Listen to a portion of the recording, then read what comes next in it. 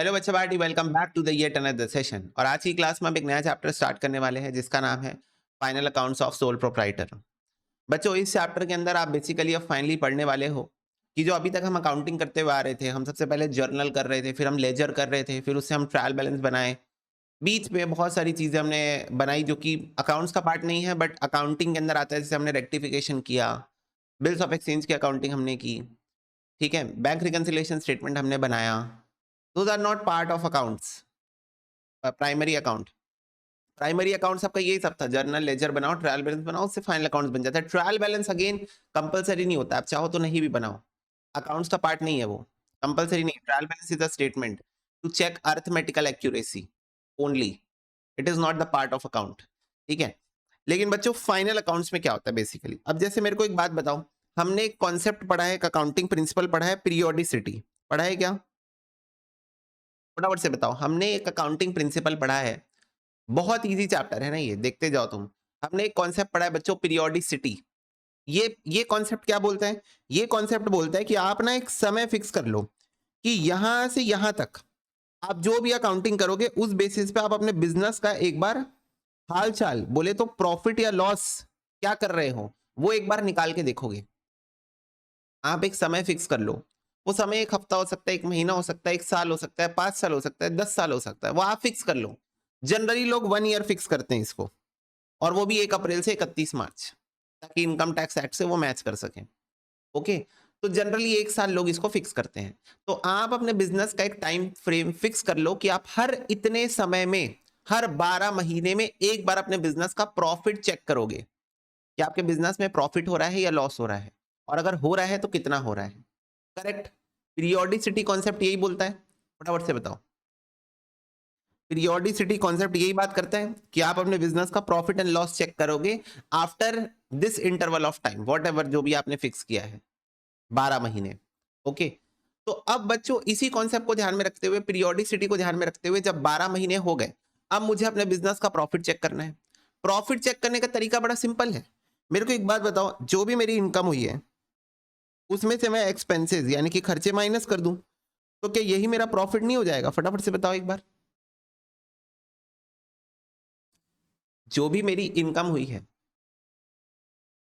जो भी मेरी इनकम हुई है, अगर उसमें से मैं अपने खर्चे माइनस कर दूं, सिंपल, मेरी इनकम में से मैं खर्चे माइनस कर दूं, तो मुझे पता चल जाएगा कि मेरे को फायदा हुआ है, नुकसान हुआ है।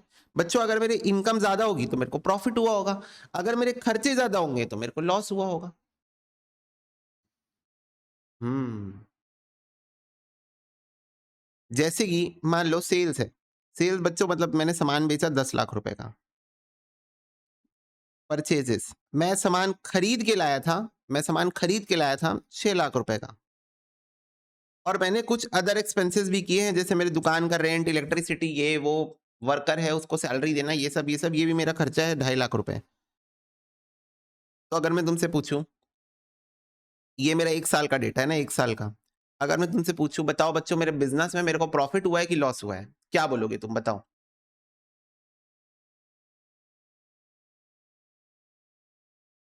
क्या बोलोगे बताओ?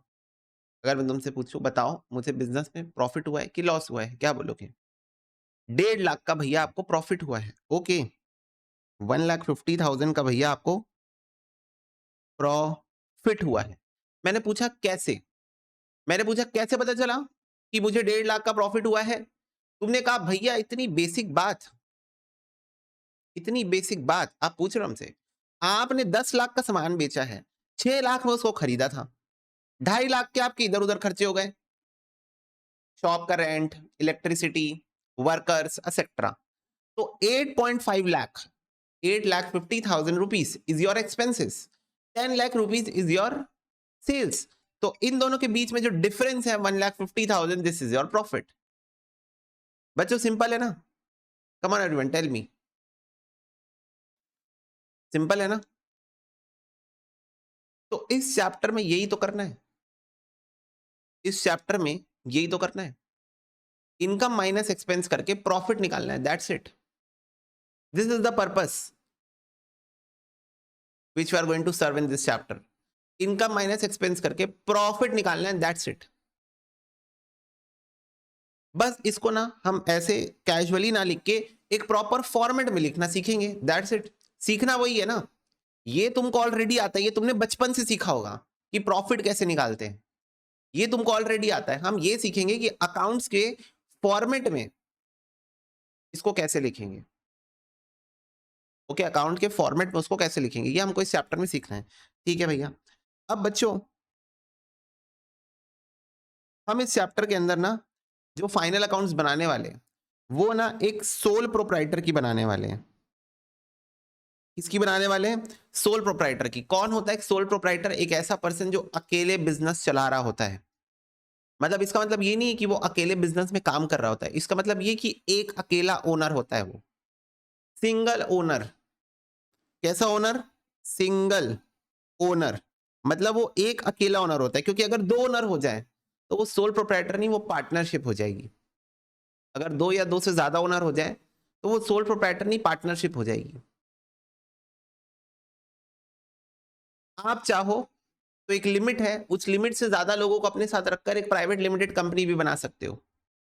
प्रमोटर्स कहा जाता है उनको। प्रमोटर्स को रख के आप प्राइवेट लिमिटेड कंपनी भी बना सकते हो। बाद में अपनी कंपनी को आप लिस्ट भी करा सकते हो स्टॉक मार्केट में। पर वो सब बातें नहीं कर रहे हैं हम, वो सब आप बाद में पढ़ोगे। अभी हम किसके बारे में बात कर रहे हैं? अभी हम सोल प्रोप्राइटर की फाइनल अकाउंट्स के बारे में। मतलब हमारा पर्पस है इस चैप्टर में कि एक ऐसा बिजनेस जहां एक अकेला मालिक है, एक ऐसा बिजनेस जहां पर सिर्फ एक ही मालिक है, उस बिजनेस का प्रॉफिट एंड लॉस निकालना, ये हमको इस चैप्टर में सीखना है। ओके, तो बच्चों अब ये ना एक सिंगल ओनर कितने टाइप के बिजनेस कर सकता है, मैं आपसे ये जानना चाहता हूं। एक सिंगल ओनर कितने टाइप के बिजनेस कर सकता है? तो बच्चों या तो वो मैन्युफैक्चरिंग के बिजनेस में हो सकता है, या तो वो ट्रेडिंग के बिजनेस में हो सकता है, और या तो वो सर्विस प्रोवाइडर हो सकता है भैया। मैन्युफैक्चरिंग, ट्रेडिंग और सर्विस प्रोवाइडर, हाँ। बच्चों ये बताओ, क्या एक सिंगल ओनर, क्या एक बिजनेस मैन्युफैक्चरिंग का काम कर सकती है? कुछ बना के बेचती है, बेकरी है, केक बना के बेचते हैं। मम्मी, हो सकता है तुम में से किसी की मम्मी हो, घर में अचार पापड़ का बिजनेस करती है ना मम्मियां। कि मम्मी लोग घर में रहते हैं, दिन भर बोर होते रहते हैं, घर के काम उनके हो जाते हैं जल्दी, तब सोचते हैं अरे फ्री टाइम में क्या करें। आजकल बहुत सारी मम्मियां क्लाउड किचन भी चलाती है, जोमेटो स्विगी के थ्रू। क्लाउड किचन क्या कर रहे हैं वो लोग? मैन्युफैक्चरिंग कर रहे हैं, पिकल मैन्युफैक्चरिंग, पापड़ मैन्युफैक्चरिंग, मैन्युफैक्चरिंग का काम कर रहे हैं, समझे। और भी मैन्युफैक्चरिंग के बहुत सारे बिजनेस हो सकते हैं, कोल्ड ड्रिंक मैन्युफैक्चरिंग हो गया, हैंडलूम्स हो गए। तो क्या एक बिजनेस ओनर मैन्युफैक्चरिंग का काम कर सकता है? मैं आपसे ये पूछना चाहता हूँ, सिंपल सी बात है कि आप कुछ भी बनाओ और बेचो, बनाओ और बेचो, मैन्युफैक्चरिंग। ठीक है। दूसरा बिजनेस का टाइप हो सकता है ट्रेडिंग। दूसरा बिजनेस का टाइम क्या हो सकता है? ट्रेडिंग। बच्चों ट्रेडिंग का मतलब क्या होता है? खरीदो और बेचो, कुछ बनाना नहीं है, कुछ बनाना नहीं है, खरीदो और बेचो, ये होता है ट्रेडिंग का टाइप। जैसे फॉर एग्जांपल, मैं अचार बनाता नहीं हूं, मैं अचार किसी से खरीद के लाया और उसको बेच दिया, सिंपल ट्रेडिंग। क्या क्या मैंने अचार खरीद के लाया और उसको बेच दिया। तुमको पता है हमारे सिटी में एक पर्सन ने ऐसी किया। एक आंटी सुबह अर्ली मॉर्निंग बहुत टेस्टी पराठा बनाती थी, बहुत एकदम, और एकदम हाइजीनिक तरीके से, एकदम क्लीन और एकदम टेस्टी, एकदम भर भर के टेस्ट रहता था उसमें, है ना। पराठा अभी भी बनाती हो कि अब अभी का मेरे को आइडिया नहीं है।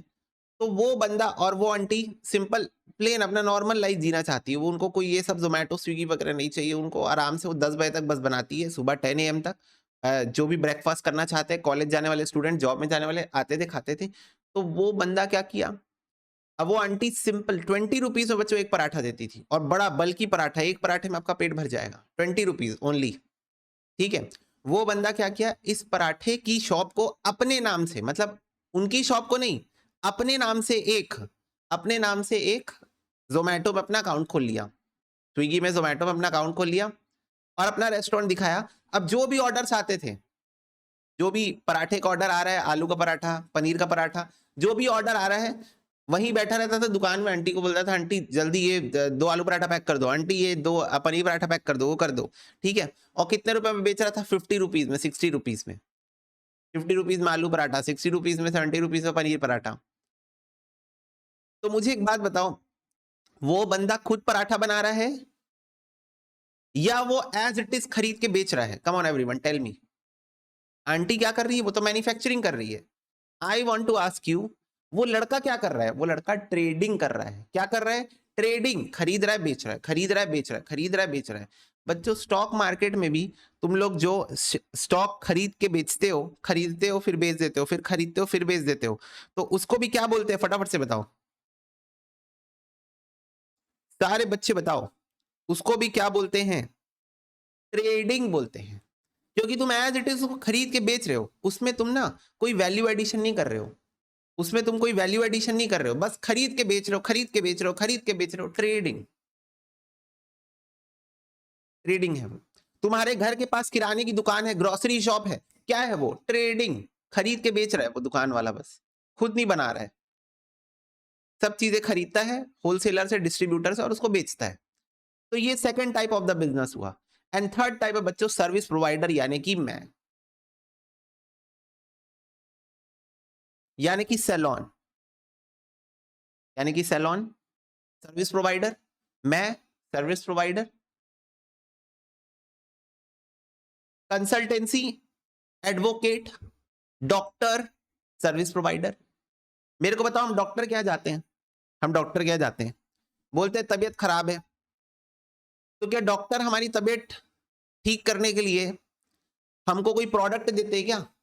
नहीं, कंसल्टेंसी देते हैं कि अरे ये अच्छा, ओ ओके तुमको सर्द गर्म हो गया, ओके तुमको लू लग गई है, ओके ये टैबलेट से मेडिकल स्टोर से ले लेना, ठीक हो जाओगे।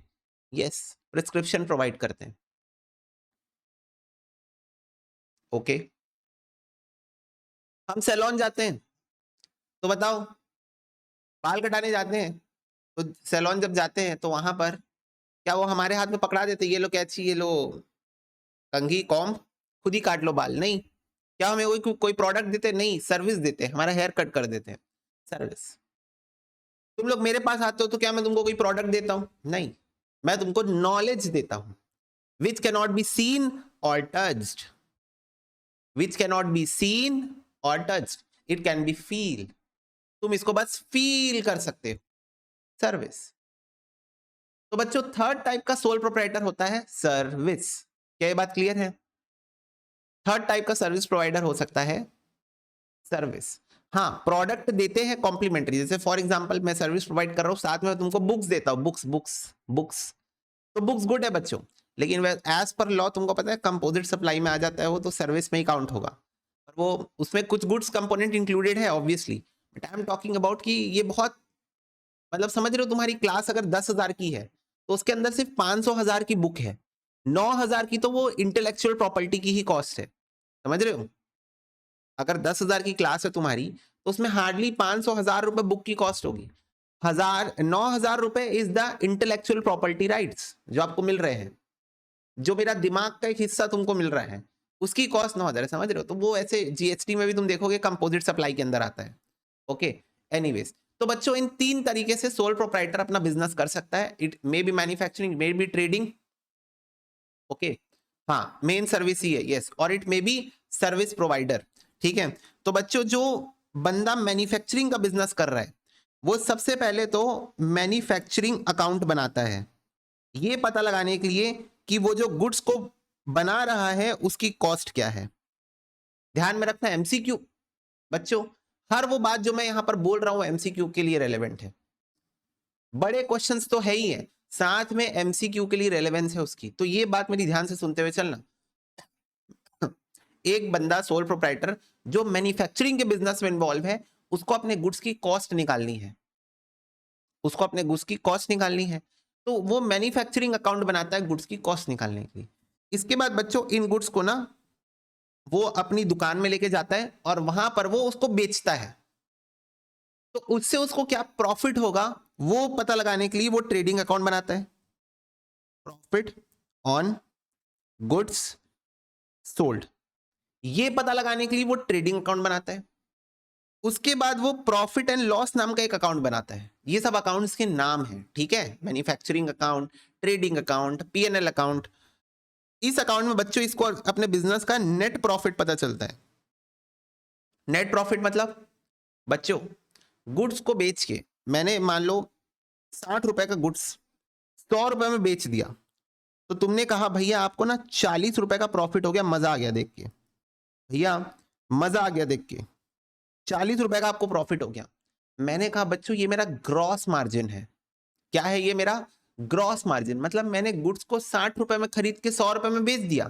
तुमने बोला भैया आपको तो 40 रुपए का प्रॉफिट। जैसे मैं तुम लोगों को बताता हूँ, तुम लोग मेरी इनकम कैसे कैलकुलेट करते होगे। तुम लोग देखते होगे भैया के व्हाट्सएप ग्रुप में 1000 बच्चे हैं, मैं बताता हूँ ना तुम लोग को ऐसे कैलकुलेट करते होगे तुम लोग। भैया के व्हाट्सएप ग्रुप में 1000 स्टूडेंट्स हैं इस अटेम्प्ट के ना, इस अटेम्प्ट के। पिछले अटेम्प्ट में तो नहीं पता और कितने थे, इस अटेम्प्ट में तो हमारे अटेम्प्ट में तो दिख रहे हैं हमको, है ना सोनम, 1000 बच्चे दिख रहे हैं। भैया एक सब्जेक्ट का अगर हमसे 5000 रुपए ले रहे हैं तो उस हिसाब से 1000 इंटू 5000 ये हुआ 50 लाख रुपए। ओ, अब भैया इसमें से 10% खर्च कर देते होंगे, तो एक कंजर्वेटिव अप्रोच लेते हैं, 10% माइनस कर देते हैं, तो -10%। ओ माय गॉड, भैया की इनकम 45 लाख है इस अटेम्प्ट की। ऐसे तुम लोग कैलकुलेट करते हो, ठीक है। रोहित बोल रहा है मैं तो सबका करता हूं, तो गलत करते हो तुम लोग। अब मैं तुमको बताता हूं कि सही में कैसे इनकम कैलकुलेट करते हैं। चलो यहां तक तो तुमने सही कैलकुलेट कर लिया बच्चों, 50 लाख तो टर्नओवर हो गई, तुमने यहां तक तो सही कैलकुलेशन कर लिया, 50 लाख तुम्हारी टर्नओवर हो गई, ठीक है। अब ये 50 लाख की टर्नओवर जब हो गई, इसमें सबसे पहले तुमको सबसे बड़ा खर्चा माइनस करना है, और वो है सॉफ्टवेयर। सबसे बड़ा खर्चा माइनस करना है तुमको सॉफ्टवेयर, ठीक है। 25% सीरियल की कॉस्ट रहती है, जो तुम बाद में सीमलेसली रिकॉर्डेड क्लासेस देखते हो ना, उसकी सीरियल की कॉस्ट रहती है 37,50,000। ये हमको नेट प्रोसीड्स मिलती है। अब ये नेट प्रोसीड्स मिली, ठीक है। एक सेकेंड, सॉरी सॉरी सॉरी, इसमें जीएसटी कौन हटाएगा पहले, 50 लाख में सबसे पहले तो जीएसटी भी हटाओ, तो 50 लाख में जीएसटी निकालो, 50 लाख डिवाइड बाई 118 इंटू 18, तो 7,62,712 जीएसटी है, ये भी माइनस करो, जीएसटी ये माइनस करो, 37,50,000, तो ये हुआ 29,87,289 रुपीज। अब ये आया बच्चों नेट प्रोसीड्स, जो कहीं जाके अभी बचा है अब अकाउंट में। अब असली खेल चालू होगा। अब सोचो कितने खर्चे होते हैं सर्विस प्रोवाइडर के, ज्यादा नहीं होते हैं पर होते हैं।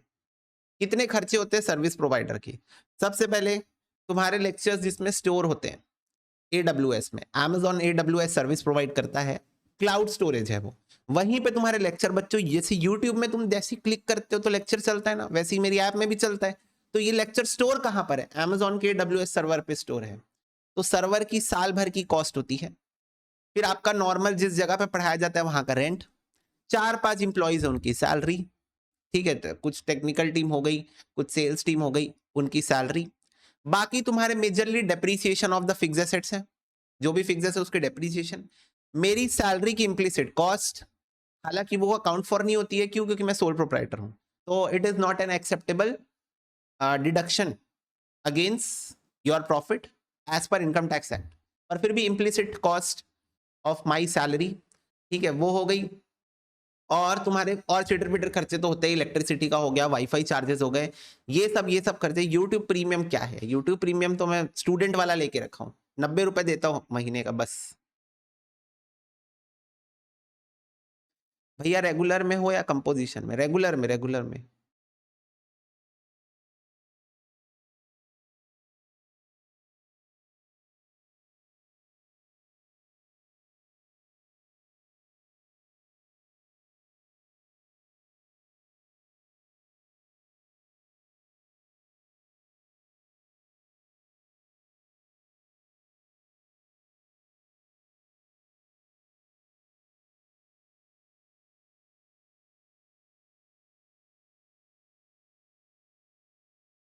वॉइस तो ठीक आ रही है ना?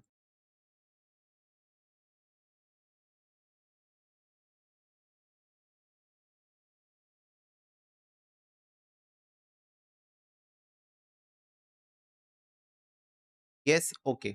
अब इसके बाद ये हो गए तुम्हारे सारे चिटर-पिटर खर्चे। ये पूरे साल भर की इनकम है ना, पूरे साल की, होल ईयर की। अब इसके बाद फाइनली जैसे मान लो कोई बच्चा 6 मंथ वैलिडिटी लेके रखा होता है या 12 मंथ वैलिडिटी लेके रखा होता है, एज़ द केस में बी। अब ड्यूरिंग द होल इंटरवल जब भी वो सॉफ्टवेयर यूज़ करेगा और जब भी उसको कोई टेक्निकल प्रॉब्लम, तो ही इज़ गोइंग टू और she is going to contact technical team. Technical team used to charge variable on the basis of that part. इसीलिए वो उसका एक रिकॉर्ड मेंटेन करते हैं और हर महीने वो उसके अकॉर्डिंग बिल करते हैं। एक एवरेज बिलिंग 1,25,000 से 1,50,000 के बीच में होती है per month, depending upon how many number of students are there or how much they are like engaging the technical team. तो वो वेरिएबल चार्जेस है, वो फिक्स चार्जेस नहीं है, वो वेरिएबल चार्जेस है। कोई बच्चा डिवाइस चेंज कराता है, उसके पीछे भी फिक्स चार्जेस देने पड़ते हैं। कई बार बच्चों से डिवाइस चेंज के चार्जेस लिए जाते हैं, कई बार नहीं भी लिए जाते हैं, जब कोई जेन्युइन इश्यू होता है तब। पर उसके पीछे हमको एक फिक्स चार्जेस देना पड़ता है, 350 something rupees plus GST and all. तो वो चार्जेस हमको देने पड़ते हैं। तो ये सारी तुम्हारी कॉस्ट हो जाती है। तो 1,25,000 से 1,50,000, बट एक कंजर्वेटिव अप्रोच हम 1 लाख भी लेके चलते हैं। ठीक है, 1 लाख भी, क्योंकि कुछ टाइम ऑफ सीजन होता है 1-2 महीने का, तो 1-2 महीने का हम हटा भी दे। और प्लस तुम्हारी ये वाली जो चिटर पिटर कॉस्ट थी, चिटर पिटर कॉस्ट पूरे साल भर की बहुत कम है। जैसे टोटल मिलाओगे तो 5-6 लाख की होती है, तो 6 लाख की तुम वाली कॉस्ट मान लो। 18 लाख रुपीज तुम इसमें से ये वाली माइनस कर दो, अदर कॉस्ट। ठीक है, तो -29,87,289, तो 11,87,289 हो गया। अब बच्चों लास्ट कॉस्ट इसमें आएगी provision for tax. Provision for tax, अब प्रोविजन फॉर टैक्स कितने का बनेगा? जो आपका टर्नओवर था 4480 के हिसाब से 50 से 60% प्रॉफिट आपको उस पर दिखाना होता है। तो चलो जल्दी से 50 लाख के टर्नओवर पे अगर मैं 50% प्रॉफिट दिखा रहा हूं तो टैक्स कैलकुलेट करके बताओ कितना आएगा। चलो बताओ, जिन लोग टैक्स पढ़े वो लोग बताएंगे। 50 लाख के टर्नओवर पे 50% प्रॉफिट अगर 25 लाख दिखाओ, 25 लाख पे टैक्स कैलकुलेट करो, जल्दी बताओ। इनकम टैक्स पूछ रहा हूं ना, 25 लाख पे इनकम टैक्स कितना बनेगा?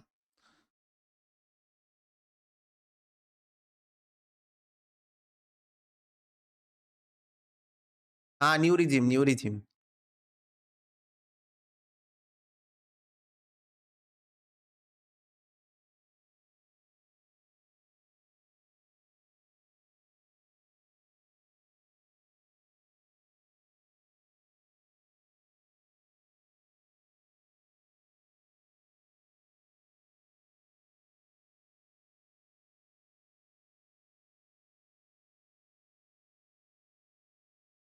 स्लैब भूल गए, वाह।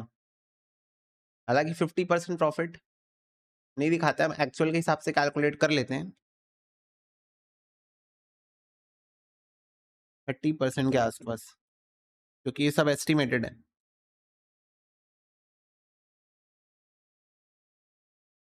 इनकम टैक्स की वेबसाइट में जाओ, वहां पर अपनी इनकम डाल दो, 15 लाख रुपए।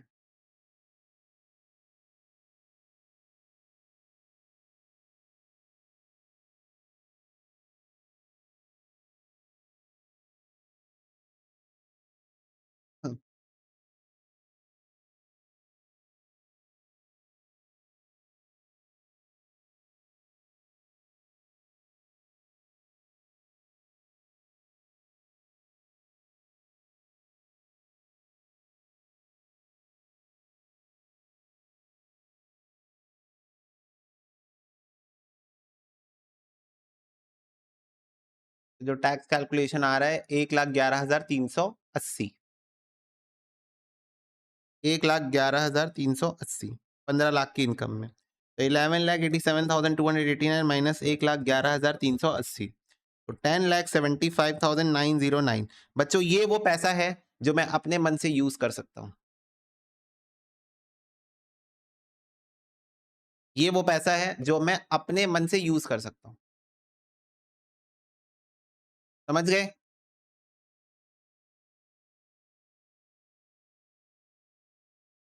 तो ऐसे कैलकुलेट करना अगली बार से जब इनकम कैलकुलेट करोगे। और ये सारी फिगर्स एस्टिमेटेड है। कुछ बच्चों का दिमाग चकरा गया है ये अमाउंट देख के बच्चों। Not every subject is of 5000, it average ticket size 3500 से 4000 का होता है। ठीक है, तुम में से कितने सारे बच्चे होंगे इंटर वाले जो कि 8000 रुपीज वाला कॉम्बो भी खरीदे होंगे। तो एवरेज टिकट साइज 3500 से 4000 का होता है एज पर माई कैलकुलेशन। तो तुम ये सारी फिगर एस्टिमेटेड है। Okay, these all figures are based on reasonable not reasonable estimated figures है ये सारी। पर मैं तुमको बता रहा हूं कि जब तुम नेक्स्ट टाइम से कैलकुलेट करोगे, जब तुम नेक्स्ट टाइम से कैलकुलेशन करोगे, और calculation should be like this. Yes, ऐसी कैलकुलेशन होनी चाहिए, तब तो तुम कहलाओगे कॉस्ट अकाउंटेंट।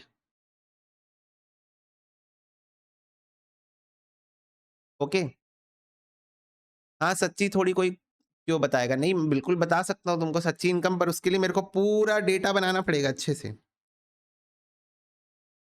अच्छे से मेरे को पूरा डेटा बनाना पड़ेगा वो बताने के लिए बहुत डिटेल में, जब मैं ये कन्विक्शन के साथ बोल सकूं बच्चों ये है रियल इनकम। और उसके लिए पूरा डेटा वेटा निकाल के अच्छे से तुमको समेट के बताना पड़ेगा कि बच्चों ये है रियल इनकम, ये देखो इतना जीएसटी में चला जाता है, यहाँ चला जाता है, वहां चला जाता है, ऐसा। ओके,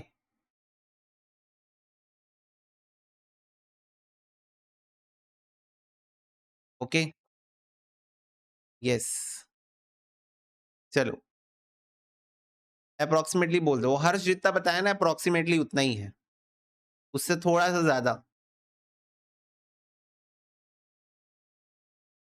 चलो, मैन्युफैक्चरिंग अकाउंट बच्चों गुड्स की कॉस्ट निकालने के लिए यूज होता है। Trading account profit on goods sold निकालने के लिए यूज होता है।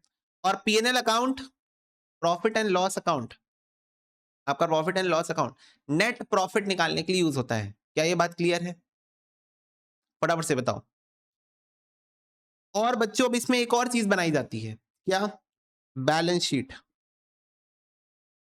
बैलेंस शीट, बैलेंस शीट एक अकाउंट नहीं है, बैलेंस शीट एक स्टेटमेंट है।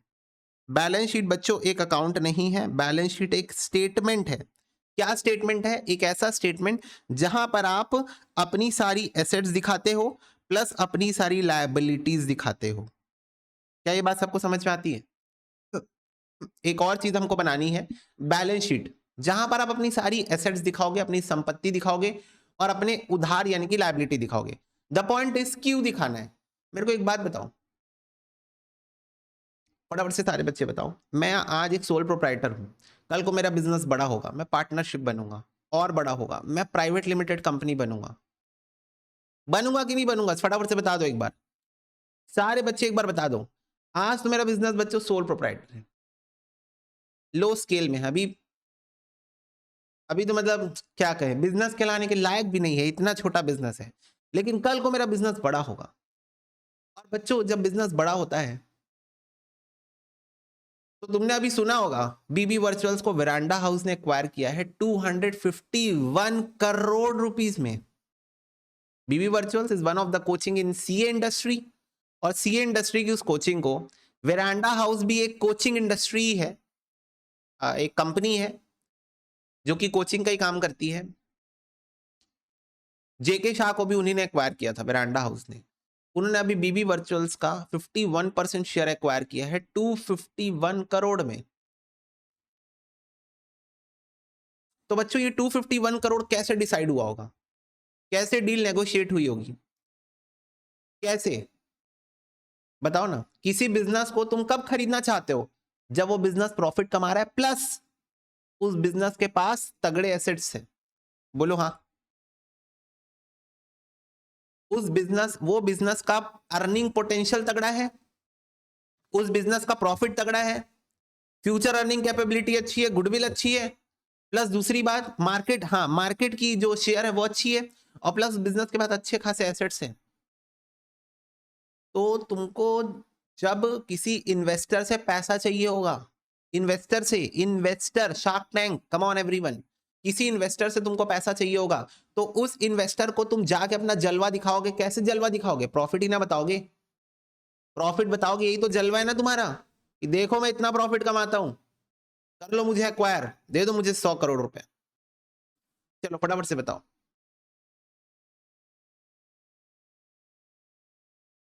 बोलो।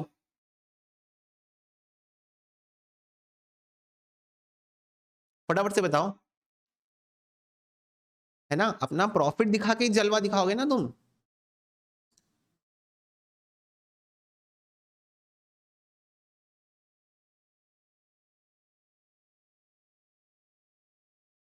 यस, और द पॉइंट इज बच्चों, हम अकाउंट्स बनाते क्यों हैं? हम अकाउंट्स बनाते क्यों हैं? एंड यूजर्स के यूज के लिए। एंड यूजर्स कौन है? एंड यूजर्स मतलब किसको इंटरेस्ट है तुम्हारे बिजनेस का प्रॉफिट जानने में? एक तो तुम खुद। फटाफट से बताओ बच्चों, एक बार रिकॉल करते हैं, एमसीक्यू में आता है क्वेश्चन। कौन इंटरेस्टेड है तुम्हारे बिजनेस का प्रॉफिट जानने में?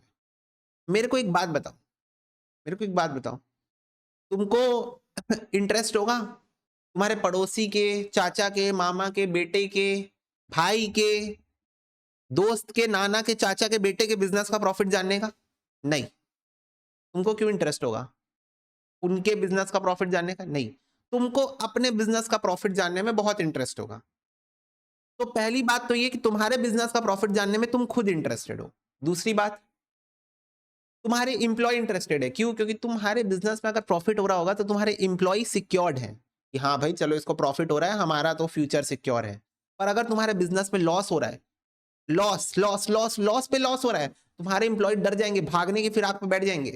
क्यों? क्योंकि उनको डर लगेगा, भाई क्या पता कल को हमको जॉब से निकाल दे, तो इसको तो लॉस हो रहा है भाई।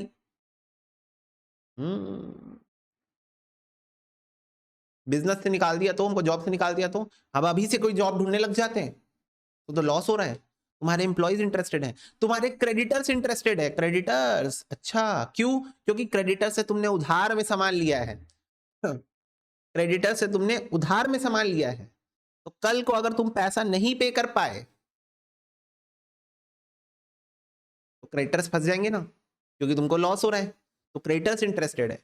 उसके बाद गवर्नमेंट को तुमसे टैक्स वसूलना है, सेल करते टाइम जीएसटी वसूलना है, ट्रांसपोर्टेशन के टाइम टोल टैक्स वसूलना है, रोड टैक्स वसूलना है, इलेक्ट्रिसिटी पे कर रहे हो उसमें भी टैक्स वसूलना है। अच्छा, हाँ, फिर सब कुछ हो जाए तो लास्ट में प्रॉफिट होगा, उसमें भी टैक्स वसूलना है। तो गवर्नमेंट भी इंटरेस्टेड है, गवर्नमेंट भी इंटरेस्टेड है तुम्हारे बिजनेस में। क्यों? क्योंकि उनको टैक्स वसूलना है। तुम्हारा पैन कार्ड, तुम्हारे आधार कार्ड और बैंक अकाउंट, और तुम्हारा आधार कार्ड तुम्हारे घर के बाकी मेंबर्स, और तुम्हारे घर के बाकी मेंबर्स का उनके पैन कार्ड से उनका आधार कार्ड लिंक, और उनका पैन कार्ड फिर उनके बैंक अकाउंट से लिंक इसलिए कराया है गवर्नमेंट ने, ताकि वो ट्रेस कर सके। क्योंकि उनको भी जानना है कि तुम कितना पैसा कमा रहे हो, ताकि टैक्स ले सके। ओके। और फाइनली बच्चों, अगर आपके बिजनेस में कोई इन्वेस्टर है, अगर हमारे बिजनेस में कोई इन्वेस्टर है, इन्वेस्टर कौन? जो आपके बिजनेस में पैसा लगा के रखा है, जिसने आपके बिजनेस में पैसा लगाया है, कैपिटल इन्वेस्टमेंट की है, कैपिटल इन्वेस्टमेंट की है, वो भी इंटरेस्टेड होगा। क्यों? क्योंकि उसने अपना पैसा लगाया आपके बिजनेस में। कौन होता है इन्वेस्टर का मतलब? इन्वेस्टर का मतलब होता है वो व्यक्ति जिसने आपके बिजनेस में पैसा लगाया है। वो व्यक्ति जिसने आपके बिजनेस में पैसा लगाया है वो होता है इन्वेस्टर। तो इन्वेस्टर भी इंटरेस्टेड है क्योंकि उसने अपना पैसा लगाया आपके बिजनेस में, तो उसको जानना है कि आप कितना प्रॉफिट कमा रहे हो। तो ये बच्चों यूजर्स हैं। हम फाइनल अकाउंट्स अल्टीमेटली इन्हीं के लिए बना रहे हैं, इन्हीं को ले जाके दिखाएंगे, ये लोग भाई इतना प्रॉफिट कमा रहे हैं हम लोग, ये देखो, ये देखो। अब अपने अपने हिसाब से आप लोग समझ लो, तो इन्हीं के लिए हम बना रहे हैं। तो बच्चों बैलेंस शीट, पीएनएल अकाउंट अपना जलवा दिखाने के लिए बनाया जाता है। क्या करने के लिए? जलवा दिखाने के लिए कि देखो हम कितना प्रॉफिट कमाते हैं, देखो हमारे पास कितने एसेट है, कितनी लायबिलिटीज है। ठीक है बच्चों, जो व्यक्ति ट्रेडिंग का बिजनेस कर रहा है वो मैन्युफैक्चरिंग तो कर नहीं रहा है, तो वो ये सिर्फ 3 चीजें बनाएगा, वो ये सिर्फ 3 चीजें बनाएगा। कौन? जो व्यक्ति ट्रेडिंग का बिजनेस कर रहा है, जो व्यक्ति ट्रेडिंग का बिजनेस कर रहा है। ठीक है भैया। और बच्चों फाइनली जो व्यक्ति ट्रेडिंग भी नहीं कर रहा है, सिर्फ सर्विस प्रोवाइड कर रहा है, वो पीएनएल अकाउंट और बैलेंस शीट बस बनाता है। तो बच्चों ये है कुछ सोल प्रोप्राइटरशिप के डिफरेंट फॉर्म्स ऑफ बिजनेस, और इतने इतने अकाउंट्स या फिर स्टेटमेंट इनको बनाने पड़ते हैं। हम एक एक करके सीखेंगे ये सब क्या है। ओके, मैं आपको मैन्युफैक्चरिंग अकाउंट पहले नहीं सिखा रहा हूँ, मैं आपको सबसे पहले ट्रेडिंग अकाउंट सिखाता हूँ, फिर आपको पीएनएल अकाउंट सिखाऊंगा, फिर आपको मैं बैलेंस शीट सिखाऊंगा, फिर मैं आपको मैन्युफैक्चरिंग अकाउंट भी सिखा दूंगा। This is going to be my sequence. First of all बच्चों, मैं आपको ट्रेडिंग अकाउंट सिखाना चाहता हूँ। ट्रेडिंग अकाउंट कैसा बनता है आपका, ठीक है। ट्रेडिंग अकाउंट एक बेसिक अकाउंट है, वही टी शेप का जैसा हम लोग बनाते हैं।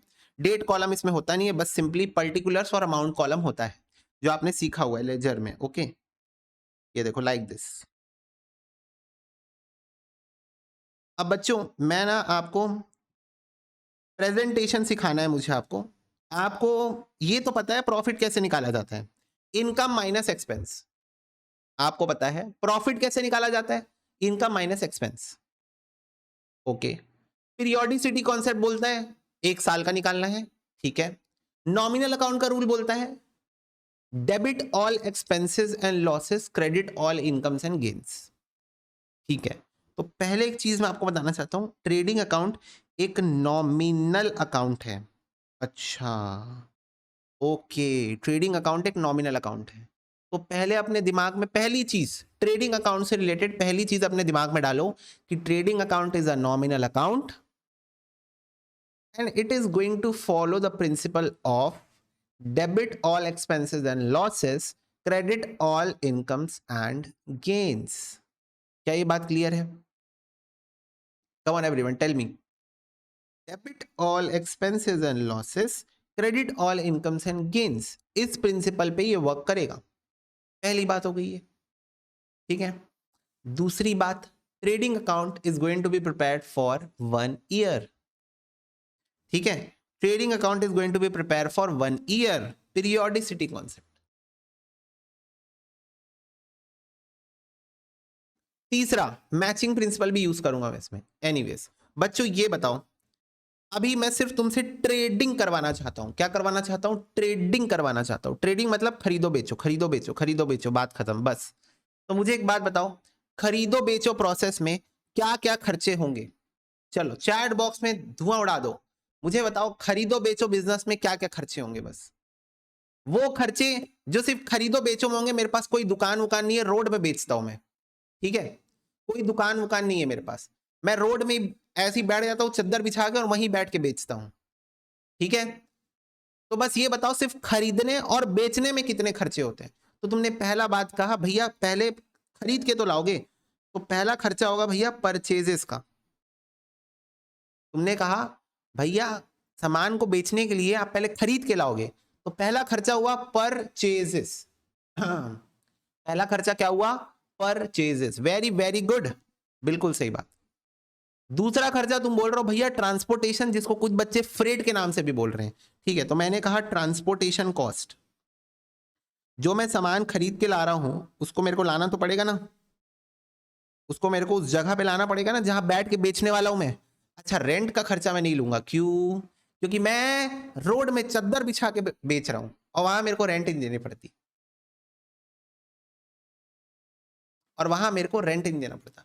बच्चों मुझे ऐसे खर्चों के नाम बताओ जो अगर मेरे से अगर जो मैं नहीं किया तो खरीदो बेचो बिजनेस मेरा वर्क नहीं करेगा। ऐसे खर्चों के नाम बताओ मेरे को कि अगर मैंने वो खर्चे नहीं किए तो मेरा खरीदो बेचो बिजनेस काम नहीं करेगा। अब रेंट के बिना मेरा काम चल सकता है? हाँ, मैं रोड में बेच रहा हूं चद्दर बिछा के, रेंट के बिना मेरा काम चल रहा है। ओके, और बताओ। फ्रेट हो गया, कैरियज एक ही बात है बच्चों, ट्रांसपोर्टेशन फ्रेट कैरियज एक ही बात है, ठीक है।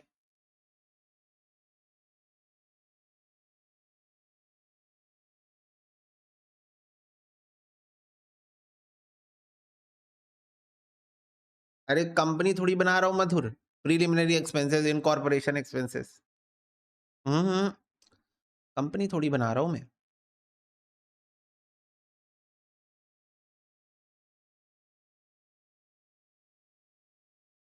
चद्दर की कॉस्ट, हाँ ठीक है, वो छोटी सी कॉस्ट थी, राइट ऑफ कर दी मैंने। Royalty yes can be considered, but technical term questions के साथ डील करेंगे, but Gaurav it can be considered, ठीक है। और बताओ।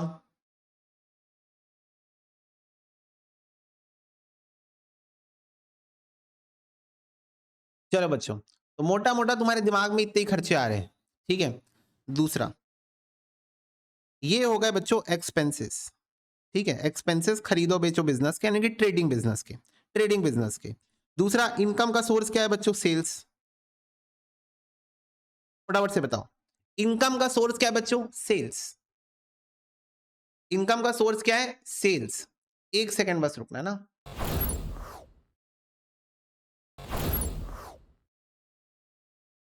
ओके, तो बच्चों आपने कहा 2 एक्सपेंसेस और 1 इनकम। नॉमिनल अकाउंट के रूल के अकॉर्डिंग हम ट्रेडिंग अकाउंट में करते हैं debit all expenses and losses. तो यहां मैं लिखता हूं 2 परचेजेस और 2 कैरियज या फिर फ्रेट या फिर ट्रांसपोर्टेशन कॉस्ट, ठीक है? ये मैंने दोनों खर्चे लिख दिए और इनकम क्रेडिट कर देता हूं मैं। इनकम मैं क्रेडिट कर देता हूं। बताओ यहां तक किसी को कोई दिक्कत? फटाफट से बताओ, क्या यहां तक किसी को कोई दिक्कत? इसके अलावा और कोई खर्चा वर्चा नहीं है मेरा बिजनेस में। मैं खरीद के लाता हूँ, मैं बच्चों आम खरीद के लाता हूँ, रोड में बैठता हूँ, बेच देता हूँ, बस इतना ही है मेरा काम। हाँ, आम खरीद के लाता हूँ, एक्टिवा में जाता हूँ तो इतने दूर से आम खरीद के लाता हूँ, तो ट्रांसपोर्टेशन कॉस्ट लग जाती है मेरी, पेट्रोल फ्यूल, ठीक है? तो बस इतना ही खर्चा है मेरा कि मैं आम खरीद के लाता हूँ, ठीक है? कैरियज पे करता हूँ, उसमें ऑब्वियसली फ्यूल की कॉस्ट लगती है मेरी और मैं उसको बेच देता हूँ, दैट्स इट। हाँ, अल्फांसो आम, यस। तो बच्चों ये बात है। अब मेरे को एक बात बताना, ये आइटम्स हो गए exactly trading account is in the right direction now. ऐसे ही बनता है ट्रेडिंग अकाउंट। अब बच्चों इसमें 2 आइटम आते हैं, वो मैं आपको एक बार बताना चाहता हूँ। क्या क्या बच्चों ऐसा हो सकता है कि मैं डे 1 में जो आम खरीद के लाया हूँ, जो मैंगो खरीद के लाया हूँ, वो पूरा ना बिका हो? क्या ऐसा हो सकता है? फटाफट से एक बार मुझे बताओ। क्या ऐसा हो सकता है कि पूरा ना बिका हो, कुछ अभी भी बाकी हो सकता है ना? हाँ। तो अब मैं तुमको एक मस्त चीज़ दिखाता हूँ, मुझे बताना। ये देखो, मैं 100 मैंगोज़ खरीद के लाया at the cost of 80 rupees पर मैंगो। 8,000 रुपए, हालाँकि मैं कम ले रहा हूँ, अल्फांसो इससे भी महँगा आता है। 150 रुपए का ये काम आता है वो। पर फिर भी 80 रुपए ले लेते हैं। ओके, तो ये मेरी बच्चों परचेज़ेज़ थी, ठीक है? ओके। और बच्चों मेरी सेल्स हो गई। सेल कर दिया मैंने, मान लो 80 मैंगो मैंने 150 रुपीज़ में सेल कर दिया। 12,000 बच्चों मेरी सेल्स है। तो ये रही मेरी परचेज़, ये रही मेरी सेल्स इन रुपीज़। तो फटाफट से बताओ प्रॉफिट कितना हो गया? सारे बच्चे बताओ, प्रॉफिट कितना हो गया मेरा? Excuse me, what is my profit?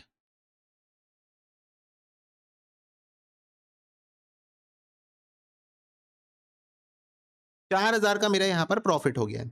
4,000 का मेरा प्रॉफिट हो गया, ठीक है। अब मुझे ये बताओ, ये जो 4,000 का प्रॉफिट आ रहा है, किस हद तक ये प्रॉफिट कैलकुलेशन तुम्हारे अकॉर्डिंग सही है, या तुमने भावनाओं में बहकर कुछ गलती कर दी है? देखो सही है तो मेरे को कोई प्रॉब्लम नहीं है, बट अगर गलत है, ध्यान से देखो एक बार और बताओ। अगर गलत है, तो क्यों गलत है? और सही है, तो कोई बात ही नहीं है। तो पहले ये डिसाइड करो कि गलत है या नहीं है। चलो डिसाइड करो जल्दी और मुझे बताओ।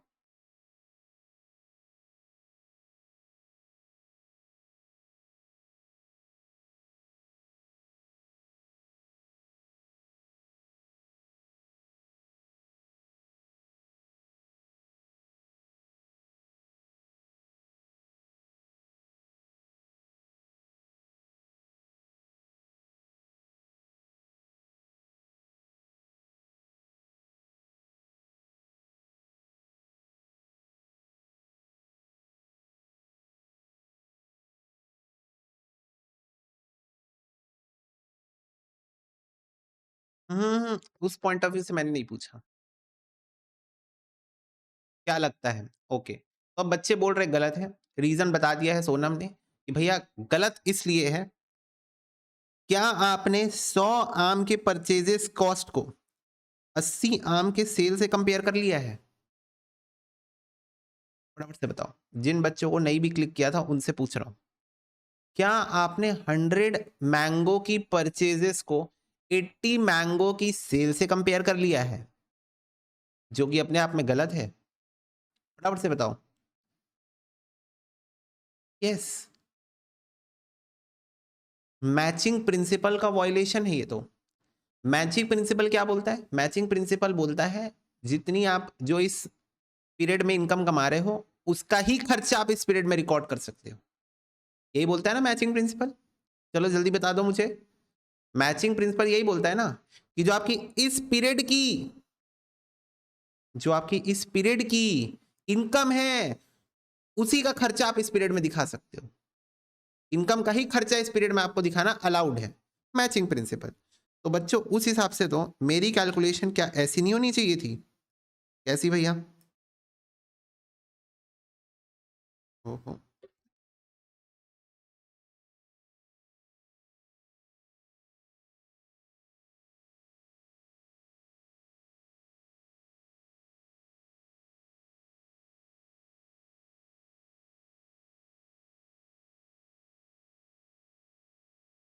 एक मिनट इसको चार्ज होने दो। ब्लिंकिट से मंगाते हो अल्फांसो मैंगो? अरे बाप रे, हमारे यहाँ तो नहीं मिलता भाई अल्फांसो मैंगो, हमको बहुत दूर से मंगाना पड़ता है और बहुत महंगा आता है कोई जिसके घर के बाजू में मिलता हो अल्फांसो मैंगो? महाराष्ट्र वालों की घर के बाजू में मिलता होगा क्योंकि वहीं उगता है, वेस्टर्न बेल्ट में। रत्नागिरी, देवगढ़।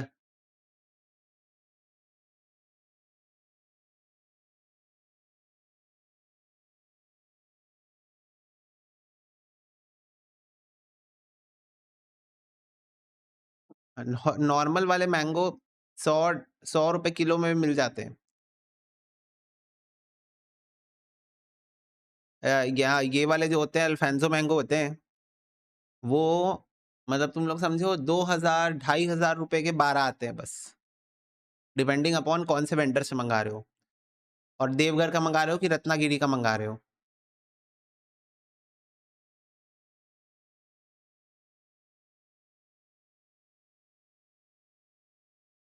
मैं मंगाता हूँ सीजन में एक बार। उसमें स्पेशल क्या है? उसमें स्पेशल है उसका टेस्ट, उसका अरोमा, मतलब। और उसमें ना वो नहीं रहता है, क्या बोलते हैं, हाँ हापुस, हापुस बोलते हैं उसको। उसमें वो नहीं रहता है, क्या बोलते हैं, जो रेशे होते हैं ना, जैसे तुम लोग आम खाए होगे तुम देखे होगे तुम्हारे दांत में रेशे फंस जाते हैं। उस आम में रेशे नहीं होते, बस पल्प होता है उसमें, ऑरेंज कलर का रहता है अंदर से। देवगढ़ का जो आम रहता है उसमें थोड़ा सा टैंगी टेस्ट आता है, और जो रत्नागिरी है वो बहुत ज्यादा मीठा रहता है, बहुत ज्यादा, हद से ज्यादा मीठा रहता है।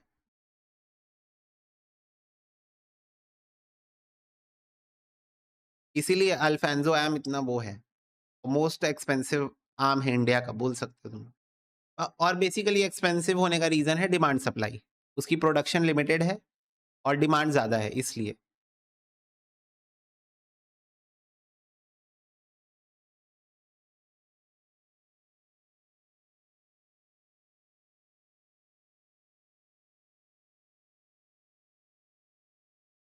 हाँ, हमको भी आम खाने से ही मतलब है बस।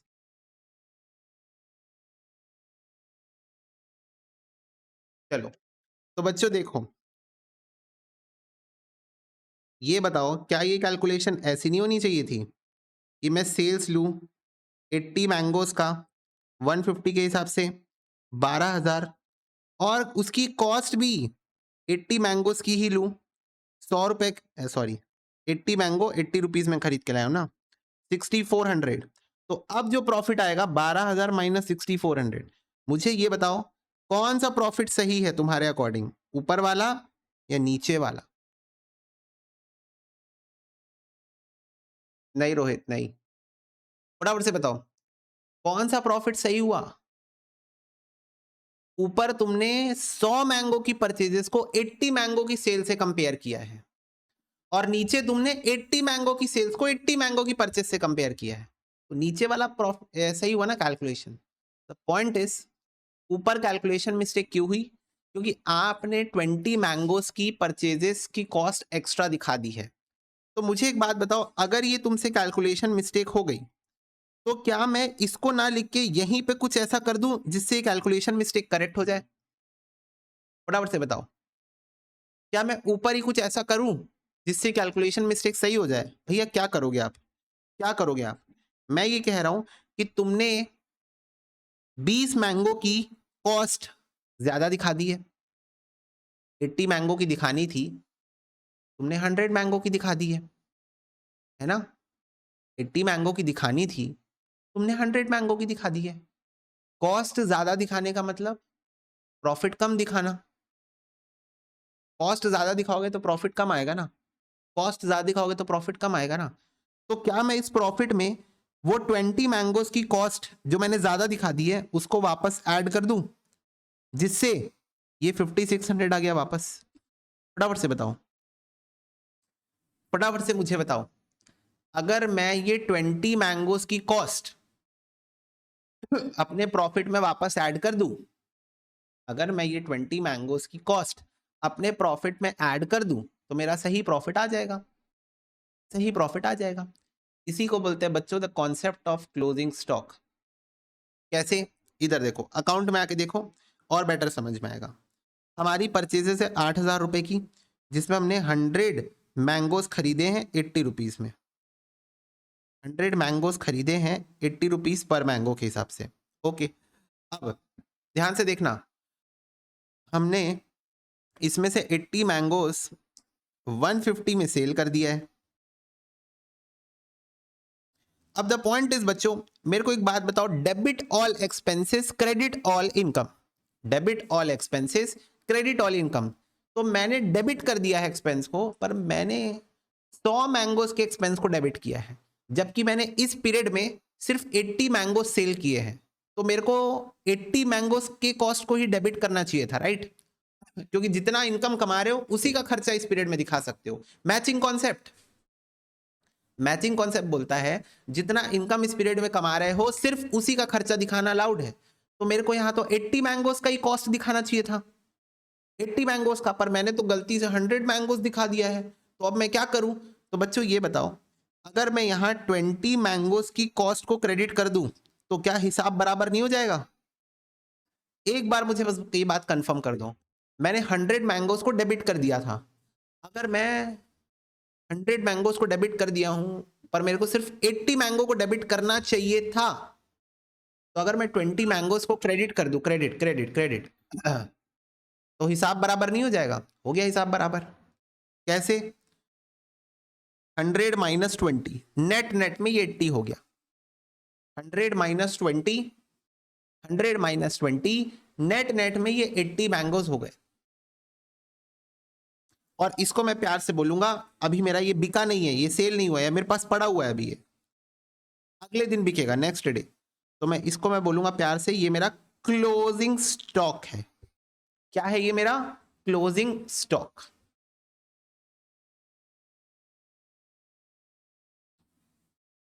क्या है ये मेरा? फटाफट से बताओ। क्लोजिंग स्टॉक है। अब बच्चों एक बार मुझे बताओ, बैलेंसिंग फिगर क्या आ रहा है इस अकाउंट का?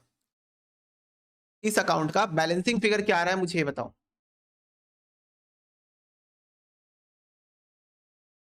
What is the balancing figure of this account?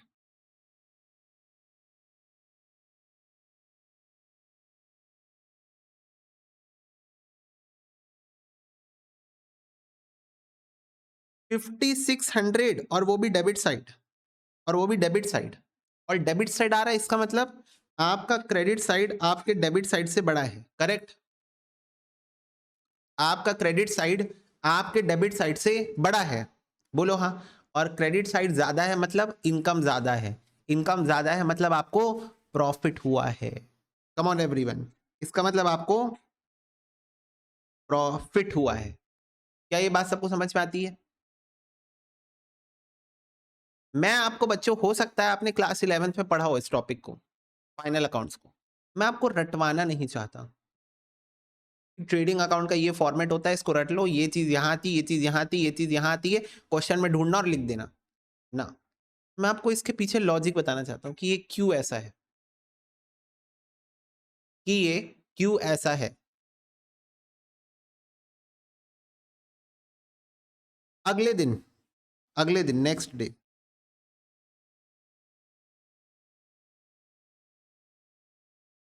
Next day, next day,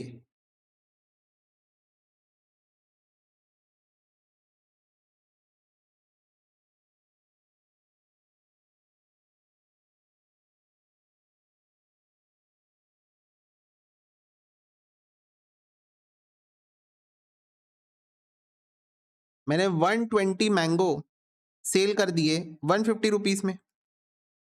120 mango cell कर दिए 150 रुपीज में, 18,000। ओके, 100 मैंगो मैं खरीद के लाया था 80 रुपीज वाले, 8,000। ठीक है, तो अब मुझे फटाफट से बताओ प्रॉफिट कितना आ रहा है। सारे बच्चे मुझे फटाफट से बताओ, मेरा दूसरे दिन का day 2 of doing my mango business, day 2 of doing my mango business का प्रॉफिट कितना आ रहा है।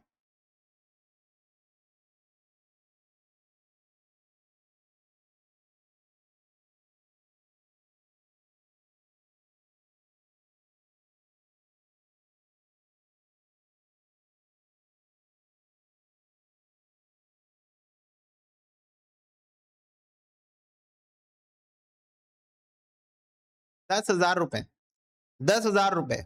ओके,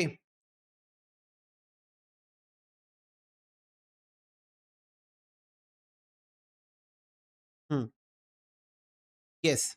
पर एज बोल रहा है कि भैया आप जब 100 मैंगो खरीद के लाए तो आपने 120 मैंगो कैसे बेच लिए। क्या और किसी को ये डाउट आया है कि जब आपने 100 मैंगो खरीदे तो 120 कैसे बिक रहे हैं, और मैचिंग कॉन्सेप्ट कैसे अप्लाई हो रहा है यहाँ पर। 120 मैंगो बेच रहे हो तो 120 मैंगो की कॉस्ट दिखाओ। 120 मैंगो बेच रहे हो तो 120 मैंगो की कॉस्ट दिखाओ। मैंने कहा हाँ बोल तो सही रहा है बच्चा। ये स्टूडेंट बोल तो सही रहा है। 120 मैंगो की सेल तो 120 मैंगो की कॉस्ट दिखानी पड़ेगी। 100 मैंगो तो मैं खरीद के लाया हूँ, 20 मैंगो कहाँ से आए। अगर मैंने 120 आम बेचे हैं, 100 मैंगो तो मैं खरीद के लाया हूँ, बाकी के 20 आम कहाँ से आए। ओ अभी याद आया मुझे, वो 20 आम तो मेरे पिछले दिन के जो बचे हुए थे वो होंगे। बोलो हाँ, जो मेरे पिछले दिन के 20 मैंगो बचे हुए थे, जो मेरे डे वन के 20 आम बचे हुए थे, वो वाले मैंगो होंगे जिसकी कॉस्ट थी 1,600 रुपए। Oh my God. तो बच्चों खर्चे डेबिट करता हूं ना, खर्चे डेबिट करता हूं ना। हाँ, तो इस 20 मैंगो की कॉस्ट को भी डेबिट करो ना। अब जाके मैच हुआ कि नहीं हुआ, सारे बच्चे बताओ। अब जाके मैच हुआ कि नहीं हुआ, एक बार बता दो। 120 आम का खर्चा डेबिट, 120 आम की income credit. 120 mangoes, 120 mangoes, 120 mangoes की इनकम क्रेडिट, 120 मैंगोस की एक्सपेंस डेबिट। अब बनाना मैचिंग प्रिंसिपल, अब हुआ ना सही कंपैरिजन, अब हुआ ना सही कंपैरिजन। फटाफट से बताओ, क्या मैंने डे 1 में सही कंपैरिजन किया। हाँ, मैंने 100 मैंगोस की कॉस्ट को डेबिट किया, लेकिन 20 मैंगोस की कॉस्ट को क्रेडिट कर दिया। तो debit minus credit, net net में मैंने 80 मैंगोस की कॉस्ट को डेबिट किया। नेट नेट फिगर बात कर रहा हूं, और 80 मैंगोस की इनकम को क्रेडिट किया। तो सही कंपैरिजन हुआ, ये हुआ मेरा सही कंपैरिजन। 80 मैंगोस की इनकम क्रेडिट और 100 माइनस 20, 80 मैंगोस का एक्सपेंस डेबिट। ओके, फिर बच्चों यहां पर मैंने 120 मैंगो सेल किया, तो 120 मैंगोस की इनकम क्रेडिट और 120 मैंगोस का एक्सपेंस डेबिट। अब ये 100 मैंगो तो मैंने इसी पीरियड में खरीदा है, मैं रोज 100 आम खरीद के लाता हूं डेली, मैं डेली 100 मैंगो खरीद के लाता हूं। तो 100 मैंगो मैं खरीद के तो लाइए, 20 मैंगो एक्स्ट्रा कहां से थे मेरे पास। ये बच्चों मेरी डे 1 के जो आम नहीं बिक पाए थे वो थे। तो क्या मैं इसको प्यार से बोल सकता हूं, डे 2 में ओपनिंग स्टॉक। बच्चों ओपनिंग स्टॉक का मतलब होता है जो मेरे पास पहले से पड़ा हुआ है। क्लोजिंग स्टॉक मतलब जो मेरे पास दिन के अंत में पड़ा हुआ है। ओपनिंग स्टॉक मतलब जो मेरे पास दिन के शुरुआत में पड़ा हुआ है। Come on everyone, excuse me. Opening stock का मतलब जो मेरे पास दिन की शुरुआत में, उस पीरियड की बिगिनिंग में रखा हुआ है। और क्लोजिंग स्टॉक मतलब जो मेरे पास उस पीरियड की एंड में रखा हुआ है, एंड में, वो होता है क्लोजिंग स्टॉक। क्या ये कॉन्सेप्ट सबको समझ में आ रहा है? अब बताओ बच्चों, अब आएगा सही profit. 10,000 is not the correct profit. Now you have to find out the correct profit. Tell me the correct profit. What is the correct profit? 8,400. Matching principal समझ में आ रहा है कि नहीं आ रहा है? फटाफट से बताओ। इस चैप्टर में बच्चों मेजॉरिटी प्रिंसिपल्स का कॉन्सेप्ट क्लियर करूंगा मैं तुम्हारा। गोइंग कंसर्न इस चैप्टर में समझाऊंगा प्रैक्टिकली। प्रूडेंस और कंजर्वेटिज्म इस चैप्टर में समझाऊंगा। पीरियोडिसिटी इस चैप्टर में। मैचिंग कॉन्सेप्ट इस चैप्टर में। मेजॉरिटी जो तुम्हारे अकाउंटिंग प्रिंसिपल जो तुम चैप्टर 1 में पढ़ा है ना, इस चैप्टर में उन सब के प्रैक्टिकल एप्लीकेशन दिखाऊंगा तुमको। ये बताओ क्या ये कॉन्सेप्ट सबको क्लियर हो रहा है? तो मैंने बच्चों बेसिकली इस कॉन्सेप्ट को समझाते हुए 2 और आइटम ऐड कर दिए हैं ट्रेडिंग अकाउंट के अंदर, ओपनिंग स्टॉक और क्लोजिंग स्टॉक। समझ में आई बात? 2 और आइटम मैंने ऐड कर दिए आपको ये कॉन्सेप्ट समझाते समझाते, ओपनिंग स्टॉक और closing stock. 2 more items added under trading account while I'm explaining you this concept. Closing stock credit side क्यों आ रहा है? क्योंकि वो एक ऐसा खर्चा है जो मैं इस पीरियड में रिकॉर्ड नहीं करना चाहता हूं। बोलो हाँ। क्लोजिंग स्टॉक एक खर्चा ही था, मैं गुड्स खरीद के लाया था, उसका खर्चा था, पर मैं उसको इस पीरियड में नहीं दिखाना चाहता हूं। क्यों? क्योंकि इससे रिलेटेड इनकम मेरी इस पीरियड में नहीं हुई है। तो मैचिंग कॉन्सेप्ट बोलता है कि भाई जिस पीरियड की इनकम है उसी के खर्चे दिखाओ आप। तो ये खर्चा मैं इस पीरियड में नहीं दिखा सकता, तो इसको मैं हटा दिया। खर्चे डेबिट होते हैं, मैंने इसको क्रेडिट करके खर्चों से हटा दिया। बाय बाय बाय बाय, मैंने हटा दिया। ओके ठीक है। Closing stock. ओपनिंग स्टॉक यहां पर क्यों आता है डेबिट साइड? क्योंकि अब ये खर्चा मैं इस पीरियड में दिखाना चाहता हूं। बोलो हाँ बच्चों। अब ये खर्चा जो मेरा पिछले पीरियड में मैं हटा दिया था, इस पीरियड में मैं उसको सेल कर रहा हूं, तो मैं इस पीरियड में उसको दिखाना चाहता हूं, उस एक्सपेंस को, उस खर्चे को दिखाना चाहता हूं। तो ओपनिंग स्टॉक यहां पर आता है डेबिट बन के। आ रही बात समझ में? तो ट्रेडिंग अकाउंट के अंदर हमने कितने आइटम देख लिए? ओपनिंग स्टॉक, परचेजेस, परचेज से रिलेटेड तुम्हारी कोई खर्चे हुए वो, सेल्स और profit. Come on everyone tell me, क्या ये बात क्लियर है सबको यहां तक? फटाफट से बताओ, क्या यहां तक की बात सबको क्लियर है? यस, नोट करना है बिल्कुल नोट कर लो, कोई दिक्कत नहीं है। ये नोट मत करो, ये सब नोट्स में लिखा हुआ है, ये तुम एग्जाम्पल नोट कर लो, तुम्हारी अंडरस्टैंडिंग के लिए काम आएगा। कर लो इसको नोट। Okay done.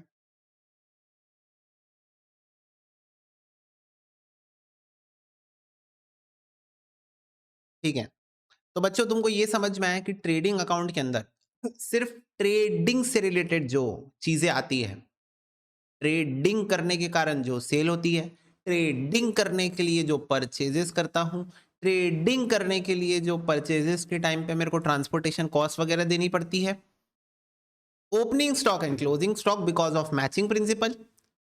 तो बच्चों उससे जो प्रॉफिट आएगा वो मेरा ट्रेडिंग के कारण प्रॉफिट आएगा। अब अगेन मैं आपसे पूछना चाहता हूं, जो भी मेरा ट्रेडिंग प्रॉफिट था वो लेट सपोज जैसे कितना आया था, यहाँ पर 5600 आया था डे 1 का। तो मुझे एक बात बताओ, मेरा 5600 ट्रेडिंग प्रॉफिट आया, मैंने आपको बोला था एक अजम्पशन लेके चलो। ओके, नहीं नहीं आफरीन नहीं हुआ अभी। मैंने आपको कहा था एक अजम्पशन लेके चलो। क्या अजम्पशन लेके चलो? कि मैं ऐसी रोड में बैठ के दुकान लगा रहा हूँ, कोई रेंट नहीं है, कोई इलेक्ट्रिसिटी नहीं है, nothing like that, but in real life it is going to be there. ठीक है, इन रियल लाइफ ऐसा हो सकता है कि तुम दुकान हो तुम्हारी, वहां तुमको इलेक्ट्रिसिटी की कॉस्ट, रेंट की कॉस्ट, वर्कर की कॉस्ट ये सब लगती हो। अगेन बच्चों मैं आपसे एक क्वेश्चन पूछना चाहता हूं, क्या कि अगर मैं आम बेचता हूं तो मैं उसको रोड में भी बेच सकता हूं ठेला लगा के और दुकान में भी बेच सकता हूं, करेक्ट? फटाफट से बताओ। अगर मुझे अपने आम को महंगे दामों में बेचना है, फैंसीनेस दिखानी है, प्रीमियमनेस दिखानी है, तो मैं उसको दुकान में लाइट वाइट लगा के एकदम सील पैक पैकिंग वैकिंग करके ऐसा बेचूंगा, 100 का आइटम 150 में बेचूंगा, रईस लोग ले लेते हैं। करेक्ट, ले लेते हैं ना, बोलो यस और नो। मेरे को एक बात बताओ, नॉर्मल ठेले में आम मिल रहा है, तुम जा रहे हो भैया कितना रुपए किलो, हाँ चलो 150 रुपए किलो, ओके भैया 1 किलो पैक कर दो, 1 किलो आम सिंपल तुमको कैरी बैग में दे दिए, बात खत्म। वही अगर मैं आम को एकदम भाई थर्माकोल स्टिकर स्टिकर लगा के एकदम सजा के दुकान में रख के एकदम चमचमा के बेचूं, तो वही आम, सेम आम जो ठेले में मिल रहा था, सेम सेम आम, ओ माय गॉड, जो ठेले में मिल रहा था वो आम 150 की जगह मैं 400 रुपए किलो में बेचूंगा, लोग खरीदेंगे क्योंकि उनको लगेगा अरे बाप रे तो प्रीमियम है, अरे बाप रे तो प्रीमियम है। समझ रहे हो?